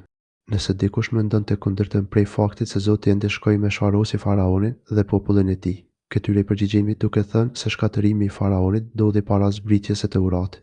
Madje ajetet e surës Kasas janë të qarta në këtë fakt, kur Allahu i Madhruar thotë, pasi i shkatëruan popujt e mëpashëm, Musajit i dham librin, që është dritë për njerëz dhe udhëzim me mëshirë, që të marrin mësim. Kasas 43. Ajeti është shumë i qartë se Allahu ja dha Musajit librin pas shkatërimit të faraonit dhe pasi dënoi shumë popull me ndëshkime shfarose. Gjithashtu, Allahu thot se ai zbriti këtë libër si udhëzim të qartë për njerëzit, si mëshirë për ta dhe si dritë për të parë rrugën e drejtë. Për të njëjtin kuptim flasin edhe ajetet në surën Yunus, ku Allahu i lartësuar thot, pas tij, ne u quan të dërguar popujt e tyre. Ata sollën argumente të qarta, por ata nuk e besonin atë që më parë e kishin mohë. Kështu, ne u avullosim zemrat atyre që i kalojnë kufit. Pastaj, pas tyre, ne dërguam Musajin dhe Harunin me argumentet tona te faraoni dhe paria e rrethit e tij. Por ata treguan kryelartësi, sepse ishin popull keqbërës. Siç jetë, këtu flitet në një farë mënyre për dy epoka të ndryshme, nga Nuh deri tek Musaji dhe për epokën pas Musajit. Allahu i lartësuar këtu thot: te faraoni dhe paria e tij, por ata që u bën mendjemdhen, ata ishin njerëz të kryelartësuar. Me pas ne dërguam Musan dhe vëllain e tij Harunin me mrekullitë dhe argumentet tona të qarta te faraoni dhe rreth i tij. Por ata u treguan kryeneçë, sepse ishin popull arrogant. Musaji, i biri Imranit, është ai të cilit i foli vetë Rahmani. Haruni ishte vëllai i Musajit, të cilën Zoti e bëri profet pas kërkesës së Musajit dhe lutjes për këtë. Allahu i Madhruar i dërgoi ata me mrekulli dhe argumente të qarta që provonin vërtetësinë e tyre si profet të dërguar nga Zoti dhe për vërtetësinë e mesazhit hyjnor që ata përcoll. Allahu i Madhruar i pajisi ata me sultan mubin, domethënë me argumente qarta, të prerë të pakundërshtueshëm. Ai lloj argumente në shtronte shpirtrat nga fuqia e madhe ndikuese në to. Zemrat e besimtarëve nënshtroheshin për adhurimin e Zotit dhe zbatimin e ligjit e tij. Ndërsa mohuesit arrogant nuk kishin justifikim para Zotit për refuzimin e tyre. Kjo i ngjan fjalës së Zotit kur thotë: ne i dham Musajit 9 shenja mrekulli të qarta. Isra 101. Për këtë arsye, ky mohuesi dhe kreu i të gjithë arrogantëve, faraoni, e njohu të vërtetën, por dhe mohoi atë, edhe pse i sigurt për vërtetësinë e saj. I lartësuari thotë: pyeteu Muhamet bitë e Izraelit për ngjarjen kur ai Musa ishte mes tyre dhe faraoni i tha: o Musa, unë mendoj se ti je i magjepsur. Por Musa i tha: ti e di me siguri të plot se ato mrekullit nuk i zbriti askush tjetër përveç Zotit të qiejve të tokës. Ai i zbriti ato të dukshme, e unë besoj, o faraon, se ti je i shkatëruar. Isra 101-102. Gjithashtu, thot i Madhruari, ata i mohuan ato argumentet në mënyrë të padrejtë me mendjemallësi, edhe pse ishin të bindur dhe të sigurt në to se ishin nga Zoti. Shikoj atëherë se cili ishte fundi shkatërindarove. Neml 14. Ndërsa këtu thotë, ne dërguam Musajin dhe vëllain e tij Harunin me mrekullitë dhe argumentet tona të qarta te faraoni dhe rreth i tij. Pra, e dërgoi tek faraoni, Hamani e të tjerë krerë të mohimit. Por ata u treguan kryeneç. Ata treguan mendjemallësi dhe arrogancë, prandaj refuzuan besimin e Allahut dhe të bindeshin profetëve të tij. Kështu i përshkruan ata Allahu i Madhruar kur thotë, por ata u treguan kryeneç. Ky ishte përshkrimi i vërtetë i tyre. Ata ishin popull arrogant e kryeneç. Tirania e padrejtësia, shkatërimi i tokës, mizoria e shtypja e njerëzve ishte tepër i pandashëm i tyre, prandaj edhe u treguan kryeneç ndaj së vërtetës. Ky përshkrim nuk është as pak i tepruar për ta, sepse në vijim Zoti thot, ishin popull arrogant. Me arrogancë dhe të dehur nga mendjemallësia e pushtetit tyre, duke manipuluar mendjet e pasuesve të tyre ignorante me logjikë të dobët, ata thanë. E thanë ata, vallë, atu besojmë dy njerëzve, të cilët janë si ne, e populli i tyre na janë për ulur. Ata thanë, si tu besojnë dy njerëzve që janë si ne, kur populli i tyre është në shërbimin tu? Pi çuditse të njëjtat fjalë kishin thënë edhe popujt e tjerë të mëhershëm, që u sharosën para tyre. Të ngjashme ishin zemrat e tyre, të mbushura me mujë me padrejtësi, prandaj ishin të ngjashme fjalët dhe veprat e tyre. Ata refuzuan me mos mirënjohje mesazhin e Zotit, që, nëse do ta besonin, do të ishte mëshirë e mirësi për ta. Vjenjëre se si nxisin tek pasuesit e tyre me një lehtë krenarinë e shfrenuar dhe urrëtitjen për popullin e Musait, pra për bijtë e Izraelit. Ata thoshin, si mund të besojnë dy njerëzve që janë si ne, kur populli i tyre është në shërbimin tu? Pi çuditse si mund të bëhemi pasues tek këtyre njerëzve, kur ata janë skllëvërit tanë, të cilët i kemi nështruar për të bërë punë të ulta të rënda për ne. Pi çuditse siç thuhet në një ajet tjetër, kujtoni kur ne ju shpëtuam prej njerëzve të faraonit, të cilët ju torturonin me format më të keqia, ju thernin bij tuaj të përsalindur dhe linin të gjalla bija tuaja e përsalindura. E gjithë kjo ishte një sprovë e madhe nga Zoti juaj. Pekare 49. Pra, si mund të pranojmë që këta të bënu dhe që si ta? Pi çuditse fjalë të njëjta thanë dhe populli nuhet, e si të besojmë ty, kur ty të besojmë me të ulët. Shuara 111. Ose kur i thanë nuhet asë. Ne po shohim se nuk po të pason askush tjetër përveç të pavlerëve që të ndjekin pa u menduar fare. Od 27. Sigurisht, me fjalë e sloganet e tilla nuk mund të hidhet poshtë e vërteta. Ato janë thjesht mojë me shprehje arrogancës dhe mendjemallësisë. Prandaj i lartësuari thotë, dhe këta dy i shpallën për gënjeshtar, andaj ishin nga të shkatruarit. Ata i përgënjeshuan që të dy, profetët dhe u bën nga ata që u shkatruan. Allahu i mbyti në det, ndërkohë që bijtë e Izraelit shihnin këtë ndeshkim të ashpër. Na, në të vërtetë, i dham librin Musait që ata populli i tij të udhëzohen në rrugë të drejtë. Ne i dham Musait librin në mënyrë që ata, populli i Izraelit të gjenin në rrugën e drejtë. Pasi shkatroi faraonin dhe e shpëtoi popullin e Izraelit së bashku me Musain, Allahu i madhruar i dhuroi Musait librin. Në këtë kohë të bëjë e mundur që Musai të plotësonte urdhërin e Zotit dhe të zbatonte ligjin e tij ndër njerëz. Ai do të mund të shfaqe haptas simbolet e fesë së Zotit. Kështu, Allahu i madhruar i premtoi Musait se, pas 40 ditësh, do t'i shpalte zbristet e urat. Kur u afrua koha, Musai u nis drejt vendit të takimit me Zotin. Allahu i lartësuar thotë, ne i shkruam atij në pllaka urdhra të shumta për të qenë këshill dhe sqarim për çdo çështje. Zbatoj këto me përkushtim dhe urdhëroje popullin tënd që të zbatoj me të mijat porosi. Unë do t'ju tregoj vendbanime të rënoja të pabindurve Araf 145. Ndërsa këtu tha, ne i dha Musait librin në mënyrë që ata populli i Izraelit të gjenin rrugën e drejtë. Pra, që ata të gjejnë udhën e drejtë dhe udhëzimin e plotë, duke njohur ose urdhëresat dhe ndalesat, shpërblimin dhe dënimin dhe ta njohin Zotin e tyre me emrat, cilësitë dhe me veprat e tij. Dhe kemi bërë birin e Meriemës dhe nënën e tij. Argument dhe ne i kemi vendosur ata në një vrafshnarte, u mund të jetohet me jetesë mirë dhe që ka ujë rrjedhës. Ne i bëm të birin e Meriemës dhe nënën e tij si shenjë, mrekulli dhe i venduam në një vend të lartë të qetet të sigurt plot me burime ujë. Ne i bëm mirësi të shumta Isait, të birit e Meriemës dhe të dy ata i bëm si shenjë e mrekulli për njerëzit. Nëna e tij mbeti shacën pa qenë nevoja për një marrëdhënie intime me burr dhe e lindja të femine kushte të vështira. Pastaj Zoti e bëri Isain që të fliste që në djep. Allahu i madhruar bëri që në duart e këtij profeti të shfaqeshin mrekulli të shumta. Duke shqelluar këtë histori, Allahu i madhruar thotë dhe i vendosëm në një rashnal të qetë plot me burime ujë. Ata u streuan në një vend të lartë. Kjo ndodh gjatë kohës kur Meriemja po bëhej gati të lindte Isain. Ai ishte në një vend të qetë, i rrahshëm, me një burim ujë ose përua të vogël afër. Në një ajet tjetër, Allahu i madhruar thotë, por një zejtiri nga poshtë hurmës, mos u brengos. Zoti yt bëri të rrjedh pranë teje një përua. Shkon te trungun e hurmës dhe do të bien hurma të pjekura të freskëta. Pi dhe qetëso. Meriem 24:26. O pejgamber, ani nga të mirat e punoni veprat e mira. Unë me të vërtet e di mirë çka punoni ju. Ne ju patëm thënë, o ju të dërguar. Daud, ani, të gjitha gjërat që janë të mira dhe të pastra dhe bëni veprat e mira. Ky është një urdhër që Allahu i madhruar u ka drejtuar të gjithë profetëve të tij, që të ushqehen me ushqime të këndshme, të mira, pra, me rizikun halal dhe ta falënderojnë e shprehin mirënjohjen atij. Mirënjohja shprehet nëpërmjet punëve të mira, përmes të cilave rregullohen zemra dhe trupi, kjo jetë dhe ahireti. Pastaj u tregoi se ai është i gjithditur për çdo përpjekje që bëjnë për hir të tij. Unë di gjithçka që ju bëni. Ai ka për t'ju dhënë shpërblimin më të mirë. Kjo tregon se të gjithë profetët kanë qenë unanim në lejueshmërinë e ushqimeve të pastra e të mira dhe i kanë pasur të ndaluarat të pisat dhe të këqija. Gjithashtu, ata kanë qenë unanim në udhërimin për veprat e mira, edhe pse në disa udhëresa mund të kenë pasur ndryshime. Sidoqofte, të gjitha veprimet e tyre kanë qenë të mira, por te gradave të ndryshme, sipas kohës dhe vendit.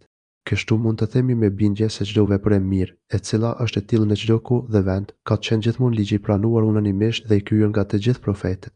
Nga të tilla bazat e pandryshueshme të mirësisë mund të përmendet urvi për tauhidin dhe largimin nga shiku, sinqeriteti në adhurje me përkushtimin vetëm ndaj tij, dashuria për Zotin, frikë e respekti për të, shpresa ndaj tij, pamirësia e të gjitha llojeve, vërtetësia, qetësia e largimit nga gënjeshtra, plotësimi i premtimeve, ruajtja e lidhjeve farefisnore, pamirësia ndaj prindërve, të varfërve jetimëve, pamirësia ndaj të gjitha krijesave.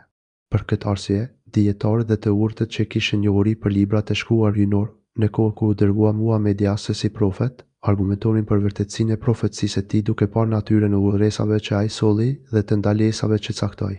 Kështu veproi për shembull Heraki. Kështu, duke qenë se ai përcillte të njëjtat udhëresa si profetët para tij dhe ndalonte të njëjtat gjëra si edhe profetët para tij. Kjo tregonte se edhe ai ishte një lloj si ata. Ndryshe ndodh me profetët e rrem, të cilët ndalojnë nga të mira dhe udhërojnë për ligësi, nga të cilat profetët e shkuar i kanë ndaluar unanimisht popujt e tyre. Prandaj Allahu i madhëruar u drejtohet profetëve dhe u thotë: "Dhe, me të vërtetë, ky besim juaj është i vetmi besim unik, unë jam Zoti juaj, andaj druani prej meje mos bëni keq." Kjo është feja juaj. Ajo është një fe e vetme, e pranuar tek Zoti dhe vetëm unë jam Zoti juaj. Prandaj më keni frikë mua, e askën tjetër. Të gjithë ju, o profetë, jeni si një trup i vetëm, keni një fe të përbashkët dhe Zoti juaj është një i vetëm. Për këtë arsye, vetëm atij friksojuni duke kryer urdhëresat e tij dhe duke ju larguar e ruajtur nga ndalesat e tij. Duke urdhëruar profetët, Zoti në fakt ka urdhëruar të gjithë besimtarët, sepse ata janë pasues të profetëve dhe rrugës së tyre. Ai thotë: "O ju që keni besuar, hani nga të mirat me të cilat ju kemi begatuar dhe falenderojeni Allahun, nëse jeni të sinqertë në adhurimin e tij." Bekare 172. Kështu, është detyrë për të gjithë ata që pretendojnë se pasojnë profetët, që të zbatojnë shpalljet e profetëve dhe udhëresat e tyre dhe të ndërtojnë jetën sipas tyre. Por të padrejtët nuk dinin gjë tjetër, veç të përqajshin dhe të mos i bindeshin Zotit, prandaj dhe tha: "Ata u ndanë në grupe në çështjet e fesë së tyre. Çdo grup ishte i kënaqur me atë që kishte. Por, me vonë njerëzit u përçanë në grupe rreth fesë së tyre. Kështu edhe ata që pretendonin se pasojnë profetët u përçanë dhe u ndanë në fraksione dhe secili grup krenohej me atët e vet. Secili fraksion i gëzoi asaj që kishte, duke pretenduar se vetëm ata ishin në të vërtetën dhe të drejtën, kurse të tjerët ishin të mashtruar dhe të devijuar. Por një gjë është e sigurt, të udhëzuarit në rrugën e drejtë kanë qenë ata që kanë ndjekur besnikërisht rrugën e profetëve, të cilët të gjithë hanin halalin dhe bënin veprat e mira, siç Zoti ju urdhëronte në shpalljet e tij. Ndërsa ata që ndoqën në rrugë të cilat bien ndesh me shpalljet hyjnore, ata ishin të devijuarit dhe trillues gënjeshtrash për fenë e Zotit. Allahu i madhruar thot për ta: "Andaj, leriti ata në humbjen e tyre deri në një kohë. Por, leri ata edhe për pak kohë në vetë mashtrimin e tyre. Leri ata të sorollatën në ignorancën e tyre rreth së vërtetës, leri në vetëkënaqësinë e tyre dhe në pretendimin se ata janë në rrugë të drejtë. Allahu thot: leri ata edhe për pak kohë. Pra, leri derisa të zbresë mbi ta dënimi dhe zemërimi i Zotit. Për ata nuk vlen asnjë paralajmërim me këshill. E si mund të përfitojnë nga këshillat dikush që, pa dije, pretendon se është në të vërtetën dhe që çdo qendrim tjetër e konsideron kuci. Pikçudit se ky mashtrim dhe vetëkënaqësi le ata në humbje të thellë, në pakujdesje e shpërfilje ndaj të vërtetës. A mos mendojnë ata që ne duke u ndihmuar atyre me pasuri dhe djem? Mos vallë ata, po mendojnë se me që u kemi dhënë me mbushullë pasuri dhe fëmijë, ne do t'u ofronim të gjitha të mirat. Edhe ky është një shkak që vuashton vetëkënaqësinë. Ata të mirë mendojnë se pasuria e madhe dhe pasardhësitë e shumë që u jep Zoti në këtë jetë janë shenjë treguese se ata kanë të drejtë, se ata janë të mirët dhe ata që meritojnë lumturinë. Ata mendojnë se do t'u jepen mirësi si në dynja, ashtu edhe në ahiret. Por të mos mendojnë kështu të mirët, sepse çështja nuk qëndron as pak si që mendojnë në vetëkënaqësinë dhe ëndrat e tyre boshe. Allahu i madhruar thot: "Jo kursesi." Por ata nuk kuptojnë. Ne thjesht po ja fatizojmë ata dhe po ulëm kohë që të kënaqen me stolitë e kësaj bote dhe të harrohen e to, që të shtohen më shumë gjunat e tyre, në mënyrë që ndëshkimin e ahiret të jetë më i madh për ta. Kështu gëzohen ata të mirë me atë që u jepet, prandaj e shpërfillin të vërtetën, siç thot Zoti, por me që ata i shpërfillin porositë, ne u hapëm të gjitha dyert e kënaqësive dhe, kur ata po gëzohin për ato që ju ishin dhënë, i ndishkuam në befasi, e ata mbeten të pashpresë. E 9:44. Po nxitojmë ka të mirat e tyre, pe që ditë se kursesi, por ata nuk e rejnë. U tefsiru sure El, Muminun, ajet 55. Me të vërtetë, ata që prej frikës së madhe ndaj Zotit të tyre, friksohen nga dënimi i tij. Në ajetet e mësipërme, Allahu i madhëruar na konfirmoi për ata të vetë mashtruar që bëjnë dy të liga, së pari, shpërfillin të vërtetën dhe shpaljen e Zotit, duke mos dënjuar ta njohin dhe të jetojnë sipas saj dhe, së dyti, janë të vetë kënaqur dhe pretendojnë se, me që Allahu po u jep të mirë në këtë jetë, ky është argument se ata janë të mirë dhe të zgjellurit e Allahut. Në vijim, Allahu i lartësuar përmend besimtarët e mirë dhe të zgjedhur që janë kërrejtësisht ndryshe nga të vetë kënaqurit. Këta fatpa, edhe pse i bindën Zotit dhe pasojnë profetët dhe shpaljet e tij, përsëri janë të frikësuar dhe të mbushur me përunisi ndaj Zotit. Ai thotë, vërtet, ata të cilët nga frika prej Zotit e tyre janë të përurur, ata janë të frikësuar e të përurur para Zotit, sepse ata e njohin mirë atë. Frika e tyre quhet El Hashje, pra, një frikë që buron nga dituria e thellë dhe e hollësishme për madhështinë e Zotit, dituri e cila mund të përfitohet vetëm nga shpalja dhe të medituari gjatë në të. Ata e dinë se Zoti është i drejtë dhe e dinë po aq mirë se, nëse ai trajton ata me drejtsinë e tij, do të jenë të shkatëruar dhe nuk do të mbetet asnjë e mirë që të mund të shpresojnë.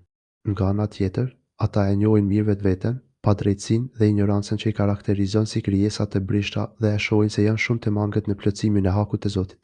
Gjatë gjithë kohës ata janë të frikësuar se mos nga gjinohet dhe padrejtësia e tyre, nga dobësia dhe pafuqia e tyre para armikut, mund të u largohet imani nga zemra. Ata e dinë mirë se çfarë meriton Zoti i tyre dhe kanë frikën nga mangësitë dhe gjinohet. Kjo frikë i bën që gjithmonë të jenë të kujdesshëm nga gjinohet dhe të përkushtuar që t'i zbatojnë sa më mirë urrejsat e Zotit. Këta Zoti i përshkruan, dhe ata që besojnë në argumentet e Zotit të tyre. Ata të cilët i besojnë argumentet e Zotit të tyre, kur u lexohen ajetet e Zotit, ushtrohet besimi dhe meditojnë gjatë në ajetet kuranore. Ata i kuptojnë qartë këto ajete dhe e shohin sa i mrekullueshëm është Kurani dhe sa në harmoni të plot janë ajetet e tij. Ne të nuk mund të gjesh kurrë asnjë kundërthënie. Ati gjen gjithçka që u duhet për të njohur e marrë diturit të plot rreth Zotit, prandaj besimtarët mbushën me dashuri, shpresë dhe frikë nga ai. Atje mësojnë gjithçka që kanë nevojë të dinë rreth ditës së gjykimit dhe llogarisë dhe të tilla njohuri e mbushin zemrën e tyre me hollësitë me të fshehta të imanit dhe ndjenjave që ai kultivon në zemër. Është e pamundur që të shprehesh me fjalë ato ndjenja të fuqishme që e transformojnë njeriu dhe e ngrenë në grata të larta të bamirësisë. Gjithashtu, këta të zgjedhur meditojnë edhe në shenjat e Zotit në krijimin e tij, siç ka thënë i Madhëruari, në krijimin e qiejve dhe të tokës dhe në ndryshimin e natës e të ditës ka argumente të qarta për ata që kanë mend. Janë ata që e përmendin Allahun kur janë në këmbë, kur janë ulur dhe kur janë shtrirë. Ata thellohen në mendime rreth krijimit të qiejve dhe të tokës duke thënë, Zoti ymë, këtë nuk e ke krijuar kot. Ti je pastër nga çdo tëmete. Na ruaj prej dënimit të zjarrit. Zoti ymë, atë që ti e fut në zjarr e ke mbuluar me turp. Për keqbërësit nuk ka asnjë ndihmëtar. Zoti ynë, ne dëgjuam një thirrës që ftonte për besim e që thoshte, besoni në Zotin. E ne besuam. Zoti ynë, na i fal gjinohet tona, na i mbulë të metat, ndërsa pas vdekjes na bashko me të mirët. Zoti ynë, na adhuro atë që na e ke premtuar nëpërmjet të dërguarve të tu dhe mos na tërpëro ditën e Kiametit. Vërtet ti nuk e shkel premtimin. Ali Imran 190, 194. Dhe ata që nuk i bëjnë shok Zotit të tyre. Ata që nuk i përshkruajnë shok Zotit të tyre. Ata i largohen si shirkut e madhe, ashtu edhe shirkut e vogël. Ata ku nuk adhurojnë ndonjë Zot tjetër veç Allahut, duke ju lutur, shpresuar dhe nështruar, sepse janë distancuar e ruajtur nga ky shirk i madh dhe ruajnë tauhidin e tyre. Ata ruhen edhe nga syfaqësia, mendimësia dhe cilësitë e hipokrizisë. Ata gjithmonë kujdesen të jenë të sinqertë me Allahun në fjalët, veprat dhe të gjitha gjendjet e tyre. Dhe ata që japin nga ajo që u është dhënë atyre, e zemrat e tyre janë të frikësuara, me që do të kthehen te Zoti i tyre. Dhe ata, të cilët japin nga ajo që u është dhënë, ata shpenzojnë të gjitha energjitë e tyre, që ta plotësojnë atë me të cilën janë udhëruar dhe bëjnë çdo gjë që kanë mundësi për të plotësuar e përkryer namazin, zakatin, haxhin, sadakan e punët e tjera të mira që Zoti u ka kërkuar. Dhe me gjithë këto përpjekje të tyre të sinqerta, Allahu thot për ta, me zemrat plot frikë, nga që e din se do të kthehen te Zoti i tyre, ata janë të friksuar për ditën kur do të takohen me Zotin dhe veprat e tyre të dalin para tij. Ata i friksohen qëndrimit para tij dhe druhen se veprat e tyre nuk do t'i shpëtojnë nga ndëshkimi i Zotit. Çdo punë e mirë dhe e mbar për të cilën dëgjojnë dhe u jepet mundësia për ta bërë, ata nxitojnë ta kryejnë në formën më të plotë e të përkryer. Ata shohin se si uriat dhe të zgjellurit e Zotit garojnë dhe nxitojnë të mbushen me sevapë e mirësi për t'u ofruar Zotit, prandaj edhe këta garojnë. Edhe nëse mund të ndodhë që, për shkak të dobësisë së tyre, nuk e arrin dot uriat e Zotit dhe veprat e tyre të mira, përsëri Zoti njofton këta fatum se ato të mira që i synojnë kanë për t'i arritur. Ata nxitojnë veprat e mira dhe për to i kalojnë të tjerët. Këta janë ata që nxitojnë drejt të mirave dhe që do t'i arrijnë ato të parët. Ata kanë për t'i arritur mirësitë që synojnë dhe për të cilat punojnë. Si këta, edhe të parët, Allahu i dalloi dhe ua parapriu të mirën, prandaj ata do të jenë të lumtur dhe do të arrijnë çdo të mirë. Pas përmendjes së garimit të tyre në punë të mira dhe përpjekje të mëdha në plotësimin e tyre, mbase dikush mund të mendojë gabimisht se ajo që kërkohet prej tyre është diçka e pamundur ose shumë e vështirë. Prandaj Allahu i lartësuar thot më pas: Ne as nuk e ngarkojmë për te mundësive të tij. Te ne është libri që flet e vërtetën dhe askujt nuk do t'i bëhet pa drejtësi. Ne nuk e detyrojmë asën për te mundësive të tij. Allahu e ngarkon njeriu vetë në masën që ka mundësi ta realizojë. Madje, ai nuk kërkon të gjithë forcën dhe mundësitë e robit, por më pak se kaq. Kjo është shenja e mëshirës dhe urtësisë së Zotit. Me mëshirën dhe urtësinë e tij, ai u lehtëson robërve rrugën drejt tij dhe bën që kjo rrugë të jetë e mbushur plot me udhëtar që synojnë të shkojnë tek ai në çdo kohë e vend. Te ne është libri që shënon gjithçka me saktësi. Ky është regjistri i parë, në të cilin është shkruar gjithçka dhe çdo gjë që ndodh është fikse sipas asaj që është shkruar në të. Allahu thot gjithmonë të vërtetën dhe atyre nuk do të bëhet asnjë padrejtësi. Nuk do të cënohen apo paksohen të mirat që kanë bërë dhe as nuk do të ushtrohen të këqijat. Por, zemrat e mohuesve janë indiferente ndaj kësaj Kuranit, e ata kanë punë tjera me të këqija se këto që i punojnë vazhdimisht. Por zemrat e tyre, mohuesve janë të verbuara. Allahu i madhruar na përshkruan zemrat e atyre që mohojnë profetët dhe shpaljet e tij, duke thënë se ato janë të zhytuara në padituri e padrejtësi, harame është kujdesi ndaj së vërtetës. Ata i kanë kthyer shpinën asaj dhe kjo i pengon ata nga Kurani. Atyre nuk u bëhet barë që të arrinte Kurani dhe asgjë prej tij nuk arrin në zemrat e tyre, siç thot Zoti i madhruar, kur ti e lexon Kuranin, në mes teje dhe atyre që nuk e besojnë botën tjetër, ne vëmë një perde të padushme. Në zemrat e tyre kemi vënë mbulesë, që të mos e kuptojnë atë Kuranin dhe në veshët e tyre ka shurdhim të thellë. Kur ti o Muhammed e përmend në Kurani Zotin tënd, si një të vetëm, ata kthejnë shpinën dhe largohen. Isra 45-46. Kështu, duke qenë se zemrat e tyre janë të zhytura në padituri e mohimin e së vërtetës, ata vazhdojnë të bëjnë vepra të urëta kufri dhe në kundërshtim me shariatin e Zotit, gjë që e bën të detyruar ndëshkimin e tyre dhe ata do të vazhdojnë të bëjnë vepra të këqija. Ata do të vazhdojnë të bëjnë punë të urëta kufri e poshtërsie, për të mos u çudit nga afatizimi i Zotit për ta dhe mos ndëshkimi i tyre.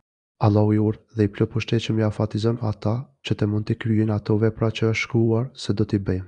Por kur ata t'i bëjnë dhe t'i plotësojnë ato, atëherë do të tmerrohen kur t'i godasë zemërimi dhe ndëshkimi i Allahut. Kur filluan t'i dënojnë pasaniket e tyre, ata atëherë vajtonin duke kërkuar ndihmë. Kur ne t'i dënojmë ata që kanë qenë të shfrenuar, bëhet fjalë për ata që janë mësuar me luksin e stolite shumta të kësaj bote dhe asnjëherë nuk janë prekur nga ndonjë bele e vështirësi. Pikërisht këta njerëz të padrejtë keqbërës, kur t'i prek dënimi i Zotit, ata do të ngrenë zërat me lutje. Për ndihmë, do të ulërasin nga dhimbjet, të cilat duken shumë të forta për shkak se nuk janë mësuar me to. Ata kërkojnë ndihmë me përgjërim, por do të thuhet: "U thuhet, mos vajtoni sot, nuk do të keni ju ndihmë prej nesh. Mos e ngreni zërin sot, sepse ju nuk keni për të ndihmuar nga ne." Duke qenë se nga Allahu nuk do të vijë asnjë ndihmë, ata do të dëshpërohen. As veten e vet nuk mund ta ndihmojnë dhe askush nuk do të vijë për t'i shpëtuar.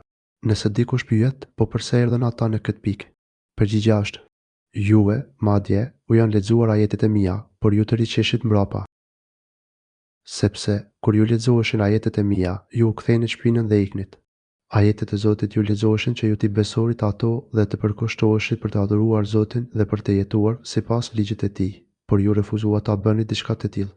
Përkundrazi, duke u mendjemallsuar me tempullin e Çavës, duke biseduar natën fjalë të shëmtuara. Të regoheshit arrogant ndaj tij e me fyrje kundër tij natën bisedonit. Ju të riqeshit dhe e lëshonit veten tërësisht drejt jegësisë. Me fjalë të tjera, nëse do të punonit e të besonit Kuranin, ju do të përparoni drejt se mirës, por duke qenë se e refuzuat atë, u të roqët pas rikësisë e kështu do të bini në gradën me të ulët. Jo vetëm kaq, por e fyunit në bisedat tuaja të natës. Kjo u drejtohet fillimisht arabëve, të cilëve u fori ky Kurani dhe u thotë, ju ladërohushi dikur me shtëpinë e shenjtë, Qaben, dhe pretendonit se ishit më të mirë se njerëzit e tjerë, sepse ishit kujdesatar të Qabes. Por kur ju erdhi e vërteta, ju shprifet fjalë të ulta për Kuranin e bisedimet tuaja të përbashkëta të natës. Kjo ishte rruga dhe sjellja e mohuesve në lidhje me Kuranin. Jo vetëm që e refuzonin, por edhe flisnin me njëri tjetrin e shpifnin kundër tij. Siç thot Zoti për ta, ata që nuk besojnë thonë, mos e dëgjoni këtë Kurani dhe, kur të lexohet, lomotiti, se ndoshta ja dini mban. Fusillet 26. Gjithashtu, vallë, prej këtyre fjalëve po habitini dhe po qeshni, e nuk po qani. Pikëshuditse madje, zhytini me thellë në shkujdesje. Pikëshuditse bini në sejdë për Allahun dhe adhurojeni atë. Nejm 59:61. Ose thotë, në fakt, ata thonë, ai e trilloi atë Kur'an. Jo, kurse si nuk është ashtu, por ata nuk besojnë. Le ta sjellin një libër si ai, nëse është e vërtetë ajo që thonë. Tur 33:34. Duke qenë të bashkuar në të tilla poshtërsi, nuk ka dyshim se mbi ta do të zbresë ndëshkimi i Zotit. Dhe kur mbi ta të bjerë ndëshkimi, askush nuk ka për t'i ndihmuar. Nuk do të gjejnë asnjë që t'i lutën për ndihmë dhe që mund t'u ofrojë atë. Ata do të poshtrohen edhe me shumë fjalë therrse për shkak të veprave të tyre të keqija. Vallë, a nuk kanë menduar ata për fjalën Kur'anin, apo tyre u ka ardhur ajo çka nuk u kishte ardhur te parëve të tyre? A nuk mendojnë ata thellë mbi fjalën e Allahut Kur'anin, pse nuk meditojnë rreth këtij Kur'ani? Kjo do të sillte imanin në zemrat e tyre, do t'i shëronte dhe do t'i shpëtonte nga kufri. Por ata i goditin një bela e madhe për shkak të refuzimit dhe shpërfiljes së këtij Kur'ani. Kjo tregon se të medituarit në Kur'ani sjell vetëm të mira dhe të mbrojnë nga të keqijat. Ajo që i pengoi ata nga meditimi në Kur'ani ishte fakti se zemrat e tyre ishin të kyçura apo mos u ka ardhur diçka. Ere, që të parëve të tyre të lash nuk u pati ardhur, apo mohuan sepse Kur'ani solli diçka që binte ndesh me rrugën e të parëve të tyre. Ata e refuzuan Kur'anin dhe profetin, sepse ndoqën rrugën e të parëve të tyre, që ishin të humbur. Ata kundërshtonin çdo rrugë që binte ndesh me rrugën e të parëve të tyre. Allahu na tregon fjalët e tyre, kur thotë, ne nuk kemi dërguar para teje profet në ndonjë vend banim, që paria e shfrenuar e tij të mos i ketë thënë, ne i kemi gjetur të parët ta në këtë fe, prandaj do të ndjekim gjumet e tyre me këmbëngulje. Ai profeti u thoshte, vallë, edhe pse ju kam sjell një udhëzim më të mirë nga ai që ju keni gjetur tek të parët tuaj. Ata thoshin, ne e mohojmë atë gjë për të cilën ju jeni dërguar. Zuhruf 23:24. Nëse do të kishit synin të ndiqni të vërtetën, ju do ta bënit. Megjithatë, përgjigjja e tyre ishte, ne e mohojmë atë gjë për të cilën ju jeni dërguar. Apo ata nuk e kanë njohur pejgamberin e tyre, andaj e mohojnë atë. Apo mos, vallë, nuk e njohin të dërguarin e tyre, Muhamedin, prandaj dhe refuzojnë atë. Pikëshuditse vallë, e mohuan shpalljen sepse Muhamedi ishte i panjohur mes tyre. Vallë, e refuzuan të vërtetën se nuk dinin sa duhej për profetin e tyre, Muhamedin. Mos, vallë, thoshin, nuk e dim kush është ai, nuk e njohim sinqeritetin e tij, prandaj kemi nevojë për një farë kohe që ta njohim besnikërinë e tij. Mos, vallë, thon, prisni sa të pyesim rreth tij ata që kanë përvojë. Por çështja nuk qëndronte as pak kështu. Ata e njihnin profetin Muhamet plotësisht. Të vegjël dhe të mëdhenj të janë njihnin Muhamedit virtytet e larta. Ata e njihnin shumë mirë sinqeritetin dhe besnikërinë e tij. Edhe para se të bëhej profet, e thërrisnin emrin besniku. Atëherë, përse nuk e pranonin besnikërinë dhe vërtetësinë e tij në shpallje? Përse refuzuan kur ai u solli nga Zoti të vërtetën e qartë me besnikëri më të madhe? Apo thonë, tek ai ka çmendje. Jo, por ai u sjell të vërtetën atyre, e shumica prej tyre e urrejnë të vërtetën. Apo mos thonë për të se është i çmendur? Ata e konsideruan të çmendur. Për këtë arsye, thonë që të çmendurit nuk i merren për bazë fjalët dhe as që duhet dëgjuar. I çmenduri thot për çartje të kota dhe fjalë pa lidhje të ulëta. Por Allahu i madhëruar u përgjigjet dhe u hedh poshtë atyre këtë pretendim, kur thotë, jo, kursesi. Ai u ka sjell atyre të vërtetën, por e shumica e tyre urrin të vërtetën. Përkundrazi, ai u solli një çështje shumë të rëndësishme. Shpallja që ju solli Muhamedi është e gjitha drejtësi dhe vërtetësi, pa asnjë dyshim në të. Në të, askush nuk ka për të gjetur kundërthënie kundër tij. Atëherë, si mund ta quani të çmendur atë që e solli këtë shpallje madhështore nga Zoti? Pikëshudit se ky profet është besnik dhe në gradën më të lartë të përsosmërisë, në drejtin të diturisë, logjikës së plotë dhe moralit të lartë. Madje, përkundrazi, ajo që ju pengoj që të besoni këtë njeri, i cili ju solli të vërtetën nga Zoti, është fakti që ju e urreni të vërtetën. E vërteta më e madhe që ky njeriu solli nga Zoti është urdhri për sinqeritet të plot në përkushtimin e të gjitha adhurimeve veç separat dhe për baktisjen e çdo adhurimi për ndonjë tjetër. Dihet mirë se sa shumë e urreni ju këtë. Ky profet e solli këtë e vërtetë e madhe nga Zoti, por ju e muat atë, sepse urreni mesazhin e vërtetë e jo sepse keni dyshimin e profetin që u dërgua ndër ju, ata, në të vërtetë, nuk të mohojnë ty, por ata keqbërës mohojnë me forcë argumentet e Allahut. E 9:33. Nëse dikush thot, përse të mos ishte e vërteta në përputhje me shijet dhe dëshirat e popullit, dhe kështu ata do të nënshtroheshin dhe do ta besonin atë profet. Allahu i madhruari përgjigjet: sikur e vërteta Kuranit të pasonte sipas dëshirave të tyre, do të shkatërroheshin qiejt dhe toka dhe gjithçka që gjendet në to. Jo, na, atyre u kemi dërguar për kujtimin Kuranin, pro ata shmangen gaj. Sikur e vërteta të kishte qenë sipas dëshirave të tyre, sigurisht do të ishe shkatëruar qiejt e toka dhe çdo gjë që gjendet në to. Kjo do të ndodhte, sepse dëshirat e tyre janë të lidhura ngushtë dhe të ndërtuara mbi padrejtësinë, mohimin e cilësitë me të keqia e të ulëta. Nëse e vërteta do të shkonte pas dëshirave të atyre të humburve, do të shkatërroheshin qiejt e toka, sepse ato dëshira do të prishnin rregullin e funksionimit të gjërave. Nëse rregullimi dhe funksionimi i çështjeve ndërtohen mbi padrejtësinë e ligësinë, qiejt dhe toka do të shkatërroheshin, pasi ato qëndrojnë vetëm sepse janë të ndërtuara mbi drejtsinë e mirësinë e Zotit. Ne u sollëm atyre këshillën, Kuranin, ne u dhom këtë Kurani që i kujton dhe i nxit ata për çdo të mirë. Përmes mirësive dhe Kuranit do të lartësohet fama dhe krenaria e tyre ndër njerëz. Nëse do të zbatojnë këtë Kurani dhe do ta ndërtojnë jetën e tyre sipas tij, ata do të jenë udhëheqës të botës, por ata i kthyen shpinën. Kjo është fatkeqësia më e madhe për ta. Nëse Zoti të privon nga kjo mirësi, atëherë i e zhytur në fatkeqësinë më të madhe. Kjo ndodh nëse shpërfil ftesën bujarët e Zotit, siç thot i Madhruari, ata e kanë harruar Allahun, prandaj ai ka harruar ata. Teube 6:7. Ose mos u bëni si ata që e harruan Allahun e prandaj Allahu i bëri që të harrojnë vetveten. Ata janë të shfrenuarit. Ashtu 19. Kurani, ashtu si edhe profeti të cilit i u shpall ky libër, është mirësia më e madhe që ju dha këtij populli, por ata ju kundërvuan me mohim. A ka privim më të madh se sa ky? Fundi i këtij privimi është humbja dhe dëshpërimi më i madh. Apo prej tyre kërkon shpërblimin? Shpërblimi i Zotit tënd është më i miri dhe ai është furnizuesi më i mirë.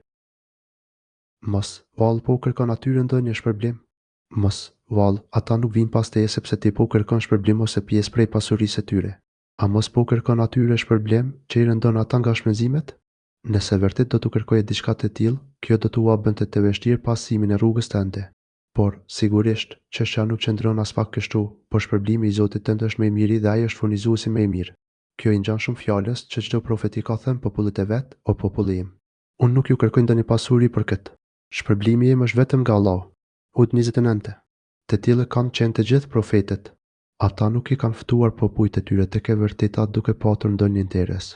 Ata synonin të mirën për njerëzit më shumë se sa ata e donin për veten e tyre. Allahu dhënë profetëve shpërblimin më të mirë për atë që bën për popujt e tyre dhe na bëf ne që t'i marrim si shembull në të gjitha gjendjet e çështjes tua. Ti, me të vërtetë, i fton ata në rrugën e drejtë.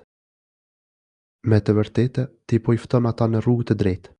Në këto ajete të mrekullueshme, Allahu i Madhruar na tregon të gjitha ato rrugë e shkaqe që sjellin imanin në zemër dhe ato gjërat të cilat e pengojnë imanin të hyjë në zemër. Ai na tregon, gjithashtu, dëmin e madh që ato i sjellin zemrës së njeriut. I lartësuari shtjellon ato njëra pas tjetrës. Një pengesë që i lartësuari përmend është fakti që zemrat e tyre janë të zhytura në padituri e padrejtësi. Së dyti, ata nuk meditojnë mbi fjalën Kuranin që po u shpallet. Së treti, ata pasojnë verbërisht rrugën e të parëve të tyre.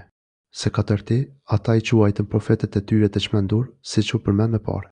Ndërsa ndër ato vepra që sjellin dhe bëjnë të mundur imanin e pastër, i Madhruari përmend 1.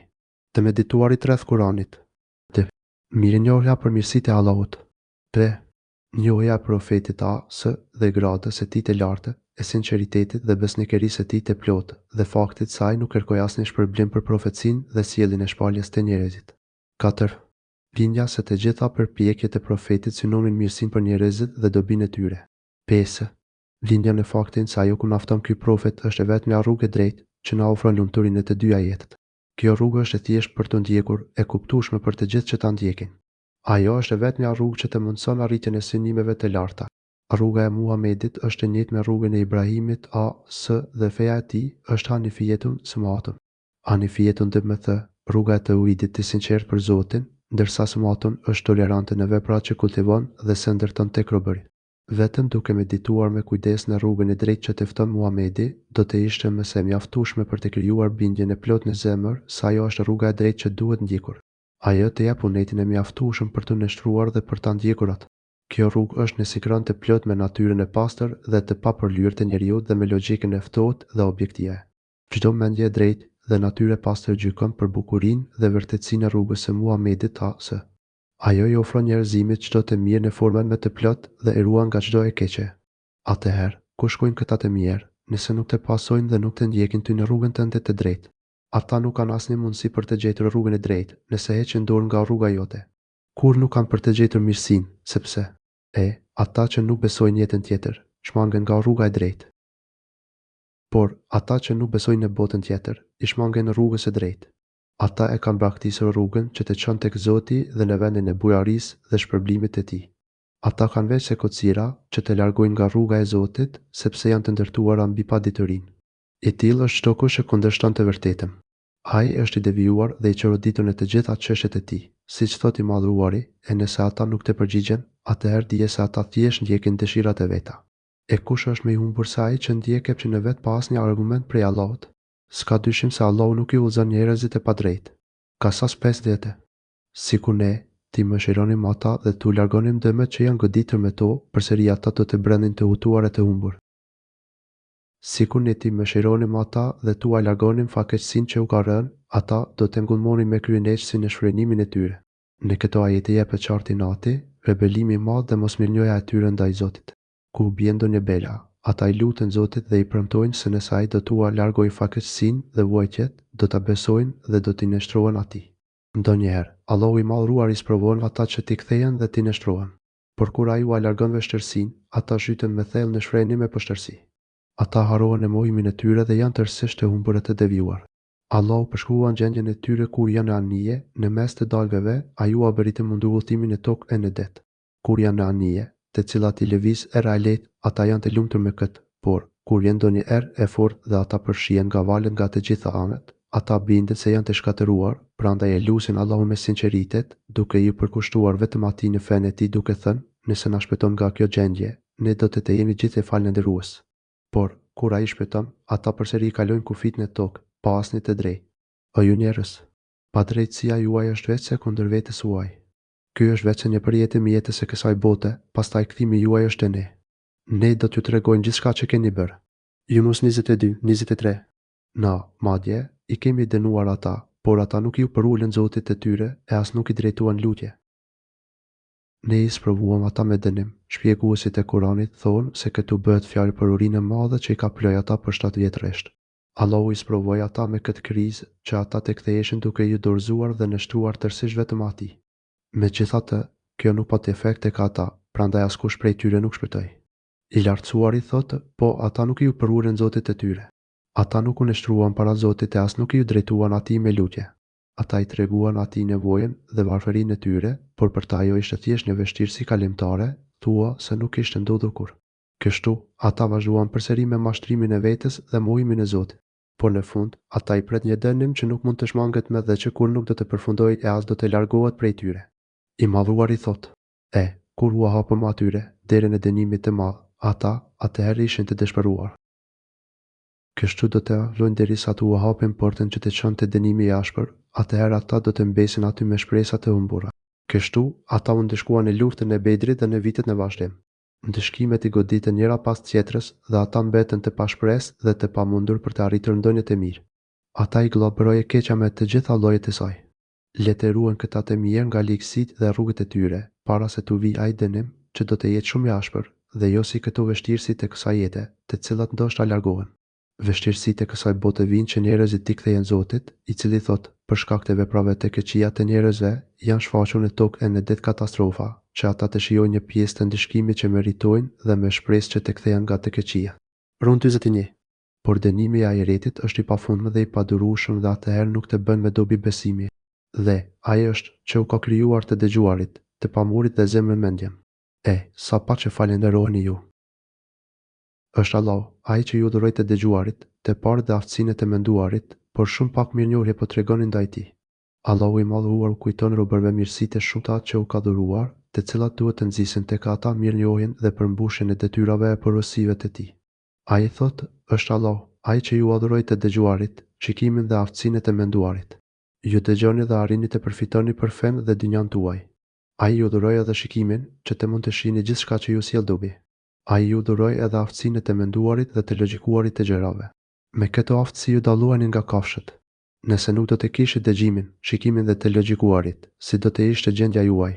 A mund të imagjinoni se sa domosdoshmëri do t'ju mungonin dhe sa të mangët do të ishit? A nuk po e falenderoni Allahun që ju adhuroi këto mirësi? Mirënjohja shprehet duke u përkushtuar me bindje dhe me adhurimin e tij së njëjtë vetëm. Por edhe pse mirësitë e Zotit për ju janë të shumta, mosmirënjohja juaj është e madhe, shumë pak mirënjohje tregonin ndaj tij. Dhe ai është që u ka krijuar juve në tokë, dhe tek ai do të tuboheni ju. Dhe është ai që ju krijoi e ju shumoi në tokë dhe vetëm tek ai do të tuboheni. Ai ju krijoi dhe ju shpërndau në sipërfaqen e tokës dhe ju bëri të aftë që të nxjeni prej saj gjithçka të dobishme. Ai ju mundsoi në tokë gjithçka për jetën dhe vendbanimet tuaja. Pas vdekjes, ai do t'ju ringjallë për t'ju marrë në llogari për veprat tuaja dhe toka do të tregojë me saktësi ngjarje dhe historitë e saj. Dhe ai është që jep jetë dhe vdekje, dhe atij përkëndërimi i ditës dhe i natës, e vallë, a nuk po kuptoni ju? Dhe është ai që jep jetën dhe vdekjen. Allahu i madhëruar është i vetmi që ka në dorë jetën dhe vdekjen dhe bën ndërimin e natës dhe të ditës. Allahu i bën ato të ndërohen me njëra tjetrën, siç thot në një ajet tjetër në Kurani, sikur Allahu ta bën të natën e përhershme deri në ditën e Kiametit, cili Zot përveç Allahut do t'ju sillte juve dritë. A nuk dëgjoni?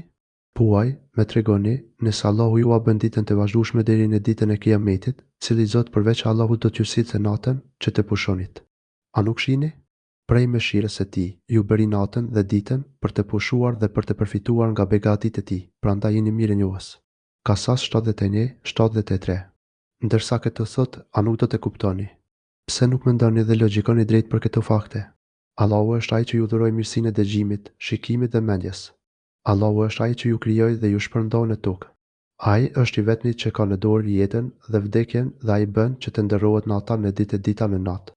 A nuk ju bën këto fakte të mendoni me kujdes dhe të kuptoni se atij i duhen dedikuar të gjitha adhurimet me sinqeritet të plot? Pikëçëditëse i logjikshëm i përkushtohet tërësisht Zotit e botëve dhe i largohet adhurimit dhe përkushtimit ndaj kocirave, që as nuk sjellin dëm as dobi dhe që nuk kanë asgjë në dorë. Ato janë të varfëra të pafuqishme nga çdo aspekt. Ai që ka logjik nuk e bën diçka të tillë. Jo, ata arabët thonë ashtu siç kanë thënë të mëpashmit. Edhe këta flasin. Kocira ashtu siç flisnin ata para atyre. Ashtu si mużit e popujve të shkuar, të cilët e mohuan ringjalljen, duke e parë si diçka shumë të largët e të pamundur, ata thanë. Ata pyesin, o Allah, pasi të vdesim e të bëhemi eshtra edhe, vërtetë do të ringjallemi. Ata thonë, mos vallë, pasi të vdesim e të bëhemi dhe eshtra, do të ringjallemi. Sipas mendjes së tyre, këtë nuk e pranon logjika dhe është e papërfityeshme.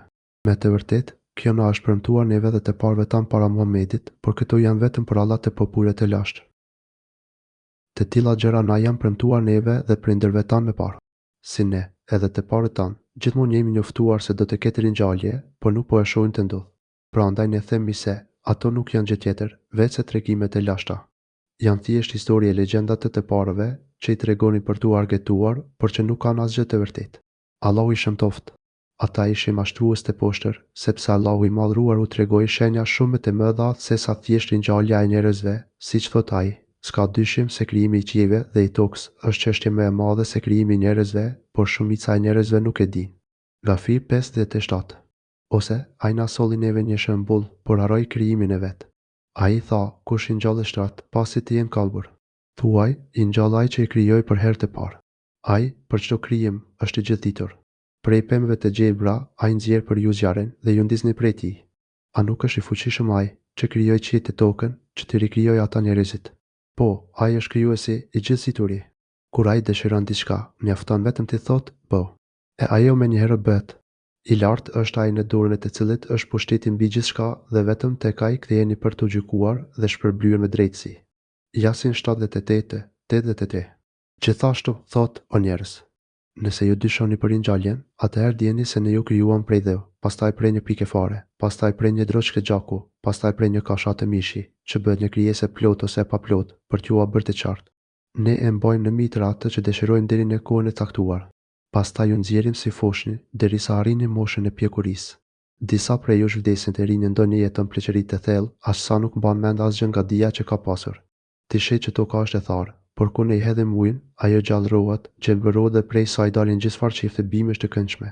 Kjo ndodh sepse Allahu është e vërteta, se Ai ringjall të vdekurit dhe se Ai është I fuqishëm për gjithçka. Aq 5:6. Thuaj, e kujt është toka dhe të gjitha ato që gjenden në të, nëse e dini. Allahu I madhëruar urdhëron profetin e tij që t'u lexojë këto ajete mohuesve të ringjalljes, atyre të cilët kanë parapëlqyer idhujt kundrejt Zotit të gjithësisë. Nëpërmjet këtyre ajeteve, u thërret mendjes së atyre të mirëve që të kujtojnë ato gjëra që I besojnë edhe vetë dhe të meditojnë me kujtesë në to. Ata e besojnë se Allahu është krijuesi, furnizuesi dhe rregulluesi I gjithësisë. Pra, ata njësojnë Allahun në aspektin rububie. Atëherë, ajeti nxit ata që, duke u nisur nga fakti se Allahu është një I vetëm në aspektin rububie, të pranojnë se Ai është një dhe I vetëm edhe në aspektin uluhie, pra, në meritën e adhurimit, përkushtimit dhe nështrimit ndaj Tij. Gjithashtu, ata e besojnë se është Allahu I madhëruar ai që I krijoi qiellin dhe tokën dhe çdo gjë tjetër mes tyre. Atëherë, le të meditojnë në këtë fakt që e pranojnë, për të pranuar edhe faktin që Allahu mund t'i ringjallë të vdekurit, sepse kjo është edhe më e lehtë se krijimi I gjithë atyre krijesave madhështore. Duke nxitur që të mendojnë të vënë në përdorim logjikën, Allahu I madhëruar thotë: "Thuaj, e kujt është toka dhe çdo gjë në të? Thuajeni nëse e dini. Kush është ai që e krijoi tokën dhe gjithçka në të, kafshët, bimet, sendet, oqeanet, lumenjtë, malet? Pronë kujt janë ato dhe në sundin të kujt? Kush është ai që rregullon çdo çështje në këtë botë?" Nëse I pyet, ata me siguri do të thonë se I krijoi Allahu, që është një vetëm I pashoq. E nëse ata apojnë diçka të tillë, atëherë thuaj. Ata thonë të Perëndisë: "E ti, thuaj, vallë, a nuk po meditoni ju?" Ata do të thonë te Allahut. Atëherë, thuaju dhe megjithatë nuk po mendoni. Pse nuk e kujtoni këtë fakt që Zoti ju përmend dhe që ju e pranoni në logjikën tuaj? Ndoshta ky fakt mund të flejë në mendjet tuaja për shkak të largimit tuaj nga rruga e Zotit, por nëse ju I ktheheni kujtesës suaj dhe meditoni pak me kujdes, do të dëshmoni me bindje se ai që I sundon dhe ka në pronë si gjithçka, pikërisht dhe vetëm ai duhet të jetë I adhuruar I vetëm në zemrat tuaja. Adhurimi I krijesave që janë pronë dikujt tjetër është gjëja më e kotë dhe e pamend që mund të bëjë dikush. Pastaj Allahu I madhruar përmend diçka më të madhe se toka. Thuaj, kush është Zoti I 7 qiejve dhe Zoti I Arshit të Madh? Thuaj, kush është Zoti I 7 qiejve dhe Zoti I Arshit të Madh? Kush është krijuesi e Zoti I qiejve të gjerë, plot rrugëje që lëvizin dhe që qëndrojnë në preje? Kush është Zoti I Fronit të Madh? Froni është krijesa më e lartë, më e gjerë dhe më madhështore e Zotit. Kush, pra, është ai që krijoi të gjitha këto dhe kujdeset për to? Ata thonë të Perëndisë: "E ti, thuaj, vallë, a nuk po duani ju?" Ata do të thonë Allah. Ata do të pojnë se është Zoti ai që e bën gjithë këtë. Nëse ata pojnë këtë gjë, atëherë thuaju, atëherë, a nuk po friksoheni? E ti ruani dënimit të Tij? Pse nuk friksoheni dhe t'i largoheni adhurimit të kot që ja përkushtoni krijesave të dobta dhe të pafuqishme? Pikëçuditse pse nuk po I friksoheni Zotit të botëve dhe t'i ruani dënimit dhe zemërimit të Tij? Pikëçuditse ai ka pushtet, madhështi e sundim absolut. Vinire se sa me dashuri dhe butësi Zoti u drejtohet njerëzve kur thotë: "Pse nuk po mendoni? Pse nuk po friksoheni?" Kjo mënyrë I tërheq zemrat drejt asaj që u sjell dobi dhe I ruan. Pastaj I madhruari u përmend diçka që është edhe me gjithëpërfshirëse. Thuaj, në dorën e kujt është pushteti mbi çdo gjë? Ai mbron, por prej Tij nuk mund të mbrohet askush, nëse e dini. Thuaj, në dorën e kujt është pushteti për gjithçka? Në dorën e kujt është pushteti sondimi I çdo gjëje, I botës së sipërme dhe asaj të poshtme, I asaj që e shohim dhe asaj që nuk e shohim. Dhe kush është ai që I mbron? Të gjithë ai strehon dhe I mbron krijesat nga e liga dhe nga çdo gjë që I dëmton e prej të cilit askush nuk mund të të mbrojë dot. Thuajeni nëse e dini. Askush nuk mund të të strehojë të të mbrojë nga Allahu, nëse ai dëshiron të të dënojë. Atë gjë që Zoti ka caktuar të të godas, askush nuk mund ta kthejë pas apo ta pengojë të realizohet. Madje, edhe në lidhje me ndërmjetësimin, askush nuk mund të ndërmjetësojë pa lejen e Allahut. Edhe në lidhje me këtë pyetje, do të thonë: ata thonë, I Perëndisë është pushteti. Ti thuaj, e përse jeni të mashtruar? Ata do të thonë, në dorë të Allahut. Ata do të pojnë se nën sundimin dhe pushtetin e Allahut është gjithçka dhe se ai është mbrojtësi vetëm, nga I cili nuk të mbron dot askush. E nëse ata pojnë këtë fakt, atëherë thuaj, atëherë, si po mashtroheni? Nga e kota? Pra ku shkojnë dhe surollat e mendja dhe logjika juaj? Pikë ditë se si mundet që të adhuroni diçka për të cilën jeni të sigurt se nuk ka asnjë thërmi pushteti dhe janë të dobët e të pafuqishëm në çdo aspekt. Si është e mundur të gjiteni në këtë lumë dhe të braktisni adhurimin e krijuesit madhështor, sunduesit të plot pushteshmët në dorën e të cilit është rregullimi i çdo gjëje. E pra një mendje që të udhëzon në një kocit të tillë nuk mund të jetë veç se magjepsur dhe sunduar nga ligësia. Nuk ka dyshim se të tilla mendje i ka zaptuar me magji shejtani i malkuar nëpërmjet zbukurimit të stolisjes, nëpërmjet përmbysjes së realitetit. Ja kështu shejtani i malkuar ua ka magjepsur mendjet, ashtu siç i magjepsi magjistarët sytë e njerëzve. Jo, kemi sjell atyre të vërtetën, por ata, vërtet janë gënjeshtar. Ne u kemi sjell atyre të vërtetën, të qartë, por ata, që mohojnë ringjalljen janë me të vërtetë gënjeshtar. Ne u sollëm këtyre mohuesve të vërtetën e sigurt. Kjo shpallje përmban lajmet e sigurta dhe të vërteta për të shkuarën dhe të ardhmen. Ajo përmban drejtësinë e udhëresat, ndalesat dhe çdo ligje kufi i vendosur. Atëherë që është me ta që nuk e pranojnë këtë shpallje kur dihet se ajo është mëse meritueshme që ta besosh e ti nënshtrohesh për të jetuar sipas saj. Për me tepër që ata nuk kanë ndonjë udhëzim që t'i javen kundër kësaj shpalljeje, përveç mashtrimeve e padrejtësisë. Prandaj dhe i madhruari tha, ata që mohojnë ringjalljen janë me të vërtetë gënjeshtar. Pastaj tha, Perëndia nuk ka marrë për vete fëmijë, dhe s'ka me të kurfar, Zoti sikur të kishte atëherë çdo Zot do të merrte atë që ka krijuar dhe do të ngritë njëri mbi tjetrin. Qofti pastër Perëndia nga ajo që ja përshkruajnë atij. Allahu nuk ka lindur kurfar biri, as nga meleket e as nga njerëzit dhe përveç tij nuk ka ndonjë Zot tjetër që meriton adhurimin. Ajo që është gënjeshtër duket qartë nëpërmjet shpalljes së Zotit dhe të vërtetës së saj. Por gënjeshtra dallohet edhe nëpërmjet logjikës dhe natyrës së pastër dhe të shëndetshme e të papërlye. Prandaj Allahu i madhruar vjen të sjellë një argument logjik për të treguar kotësinë dhe pavërtetësinë e shpifjeve të mohuese. Ai thotë, po të kishte shumë zota, secili Zot do të kishte marrë atë që kishte krijuar, pra secili Zot do të veçohej me krijesat e veta dhe do të pendonte Zotin tjetër që të përzijejnë çështjet e tij. Madje do të synonte tam poshtë dhe të mund të merrte çdo pushtet e të triumfonte mbi të dhe disa do të kishin bisonduar mbi të tjerët. Ai që do të ngallënjente, ai mund të jetë Zoti.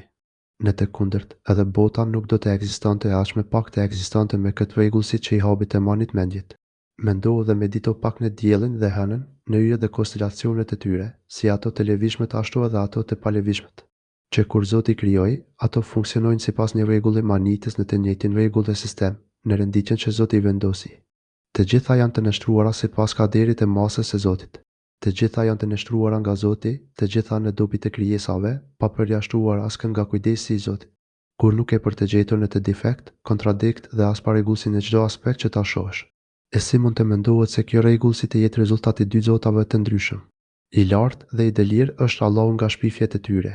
Ky krijim madhështor flet me gjuhën e vet dhe të bën të kuptosh këtë mesazh me gjendjen dhe me bukurinë e vet.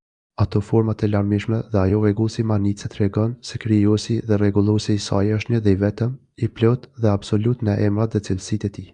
Të gjitha krijesat janë të varfra tek ai. Ato kanë nevojë për rububien e tij mbi ta dhe janë nevojtare edhe për urujen e tij.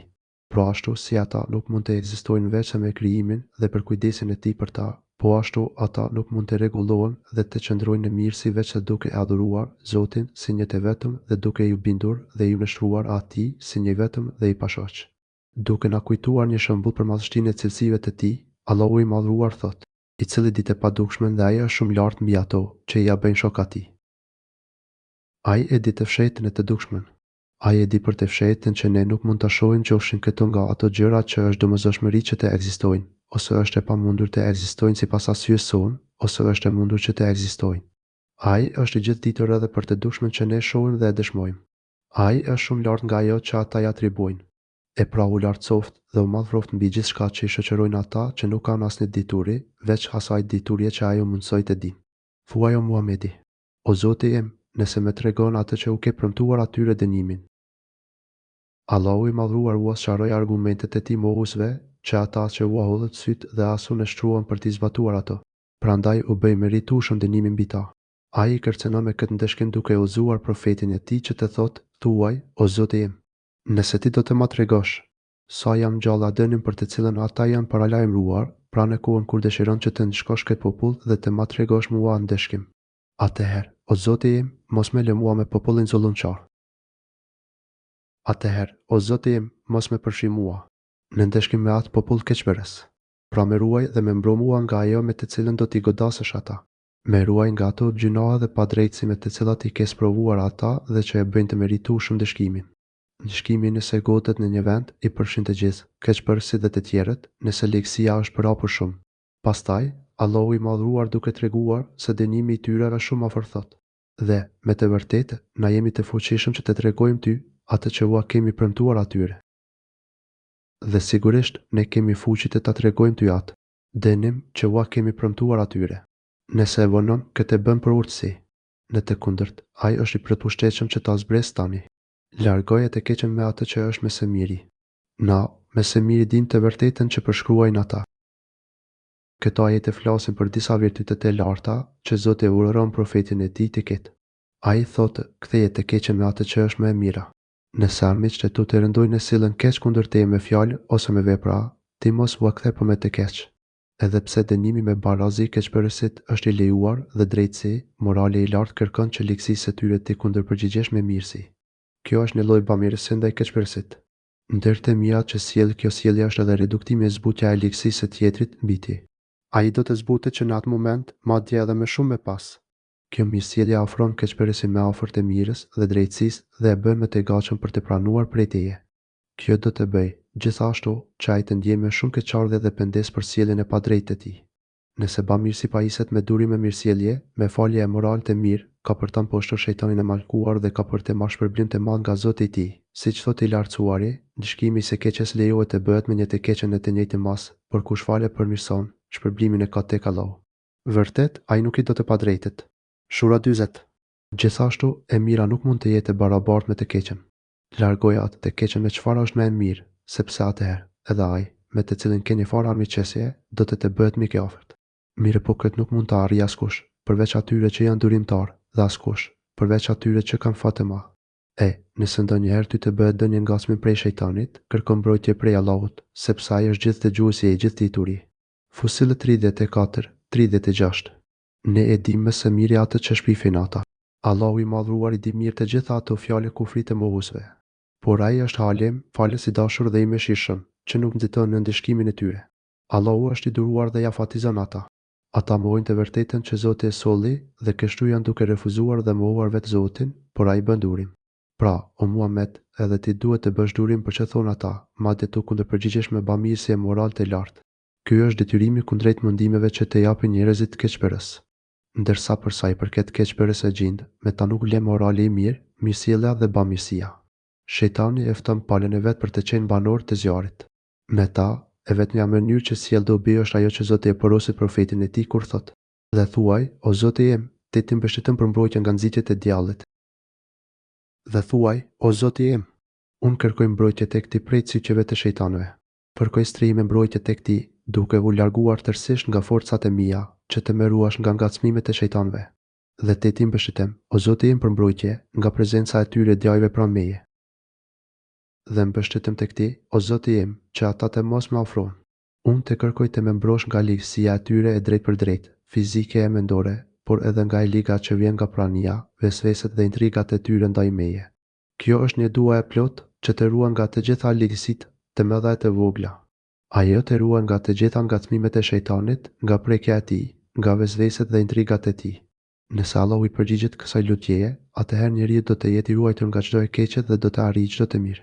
Kur ti arrijë vdekja ndonjërit prej tyre mohuesve, ai thotë: "O Zoti im, më kthe në këtë botë."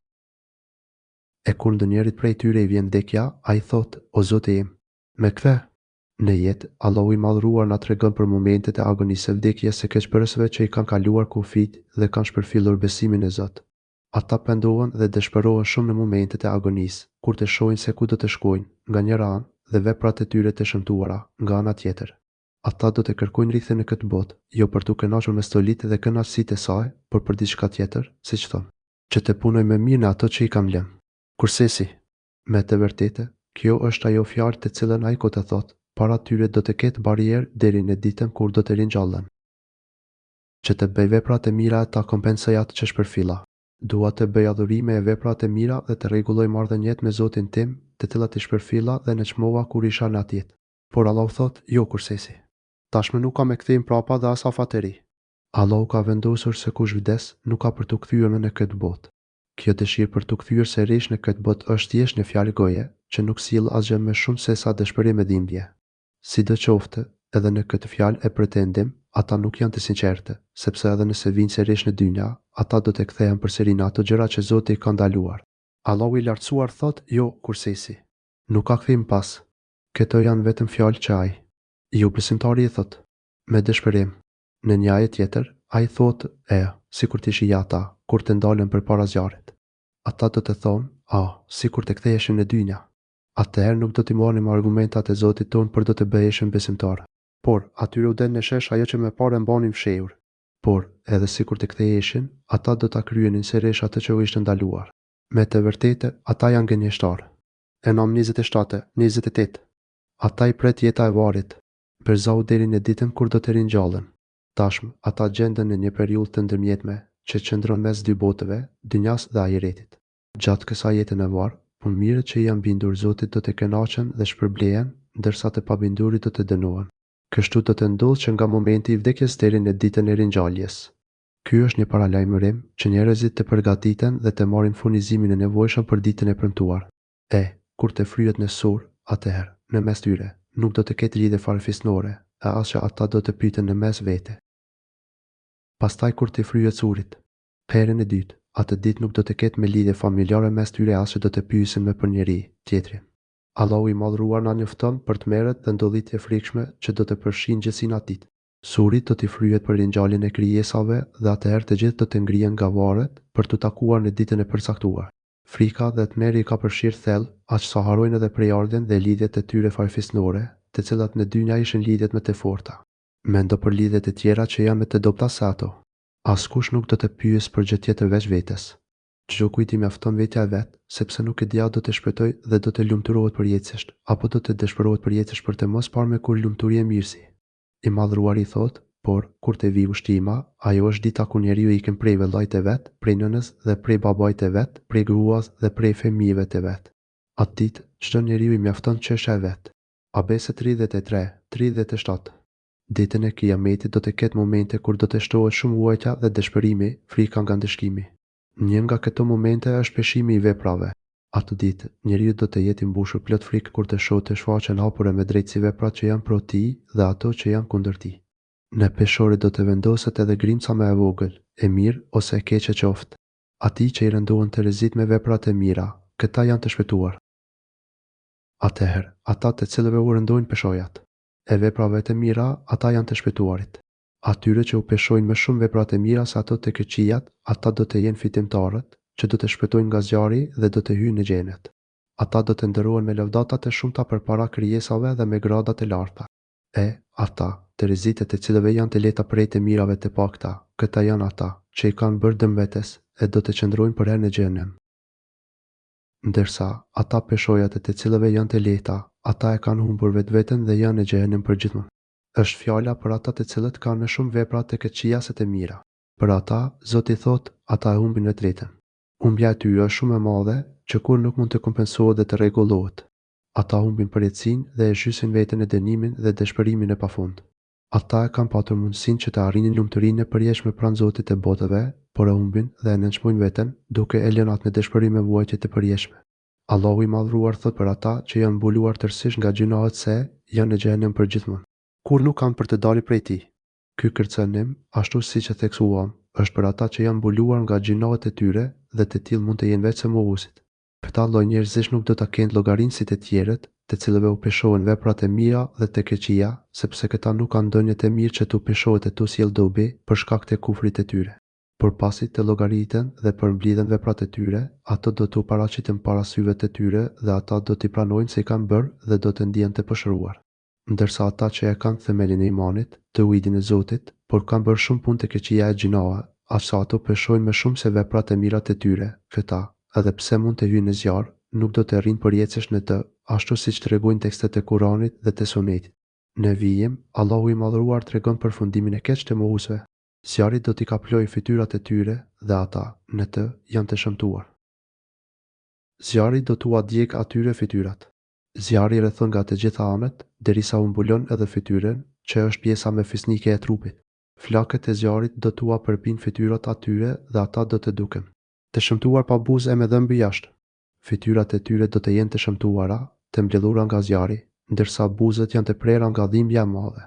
Duke u ashtuar dhimbjen dhe poshtërimin, atyre u thuhet: ju thuhet atyre, vallë, a nuk u janë lexuar juve ajetet tona e ju i keni përgënjeshtruar. Atyre do t'u thuhet, a nuk u janë lexuar juve ajetet e mia, a nuk ju erdhën ajetet e mia, që të merrnit mësim dhe të besonit Zotin dhe shpalljen e tij. E ju vetë se i përgënjeshtruat. Ju i mohuat ato pa drejtësisht me inat e arrogancë. Në fakt, nuk ishit asnjë të drejtë t'i mohonit, sepse ato ishin ajetet e qarta dhe shumë mirë të shtjelluara. Ato ju a bënin shumë të qartë të vërtetën nga e kota, të sinqertën nga gënjeshtarët. Atë ditë, ata do të pranojnë se ishin të padrejtë dhe keqbërës, por ky pendim me keqardhje tashmë nuk u vlen. Do të thonë ata, o Zoti ynë, neve na ka munduar e keqja jon, andaj jemi bërë popull i humbur. Ata do të thonë, o Zoti ynë, ne na mundën të keqijat, prandaj u bëm njerëz të humbur. Ata i mposhti padrejtësia dhe refuzimi i së vërtetës, prandaj gjithmonë i ndoqi e liga dhe poshtërimi. Ata u bën fazi për shkak të refuzimit dhe mosbindjes ndaj së drejtës. Ata u bën të pafuqishëm për t'i u shmangur rrugës së humbjes, sepse vetë e zgjodhën atë që u si të dëm dhe i largonte nga e mia. Ata do të thonë, o Zoti ynë, ne na mundën të keqijat, prandaj u bëm njerëz të humbur. Ata e pranojnë se ishin të humbur e ignorant. Ata kishin njohuri për të vërtetën, por ishin të humbur sepse nuk kanë punuar sipas saj dhe nuk janë shtruar të adhurojnë Zotin sipas shpalljes. Ata e pranojnë se vepronin si mendjelete të humbur, që nuk arrin të dallojnë të mirën e vetes dhe dëmin e saj, si tregon Allahu në një tjetër ajet. Ata do të thonë, sikur të kishin dëgjuar dhe pasur mend, ne nuk do të ishim tani ndër banorët e zjarrit. Pra, kështu i pranojnë ata gjinat e veta. Larg mëshirës qofshin banorët e zjarrit. Muk 10:11. O Zoti ynë, nxjina prej tij zjarrit, e nëse na kthehemi në mojë, atëherë do të jemi zullumqar. O Zoti ynë, na nxji prej këtu.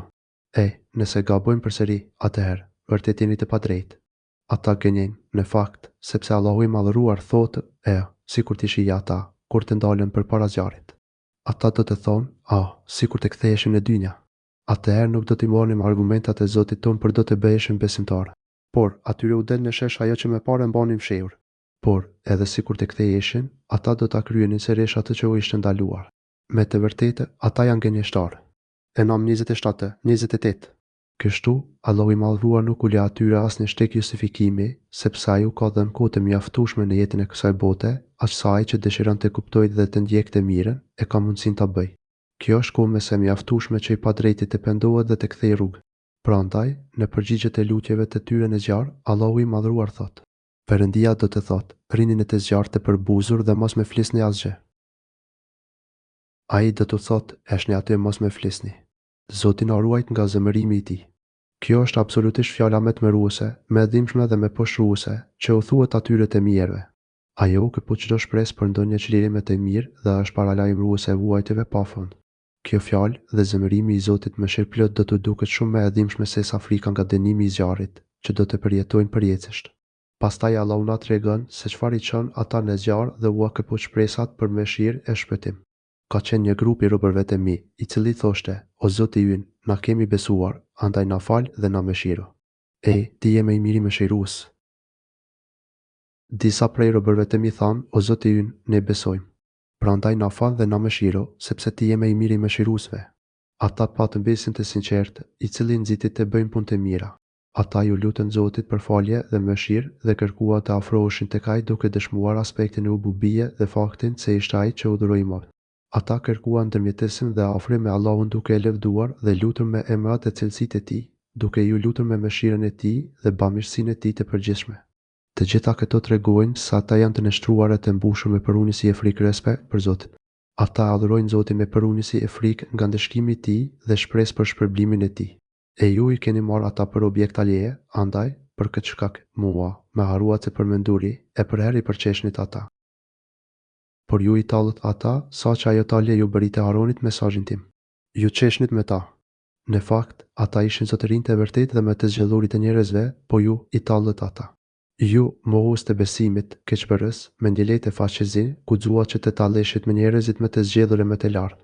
Ju i përshmuat të u tallët me ta. Kjo vepër e urit ju angazhoi aq shumë, saqë ju bëri të Haronit mesazhin tim. Kjo vepër e keqe u bë shkak që ata të Haronin të përmendnin Zotin. Mos përmendja e Zotit i nxiste dhe ua bënte të thjesht talje me besimtarët, vepër e cila i bëri të meritonin që zemrat e tyre çdo ditë më shumë të largoheshin nga përmendja e Zotit. Këto janë të lidhura me njëra tjetrën. Kjo është humbja e sigurt. I kanë shpërblyer ata sot për durueshmërinë e tyre e ata, me të vërtetë, janë të shpëtuar. Unë do t'i shpërblej ata sot, sepse u treguan të durueshëm. Sot, unë po i shpërblej ata për bindjen ndaj meje dhe për durimin kundrejt mendimeve që ju jepnit me taljet tuaja. Me punë të mira dhe me durimin e plotë, arritën gradën e lartë, që Zoti thotë, ata janë vërtet fitimtarët.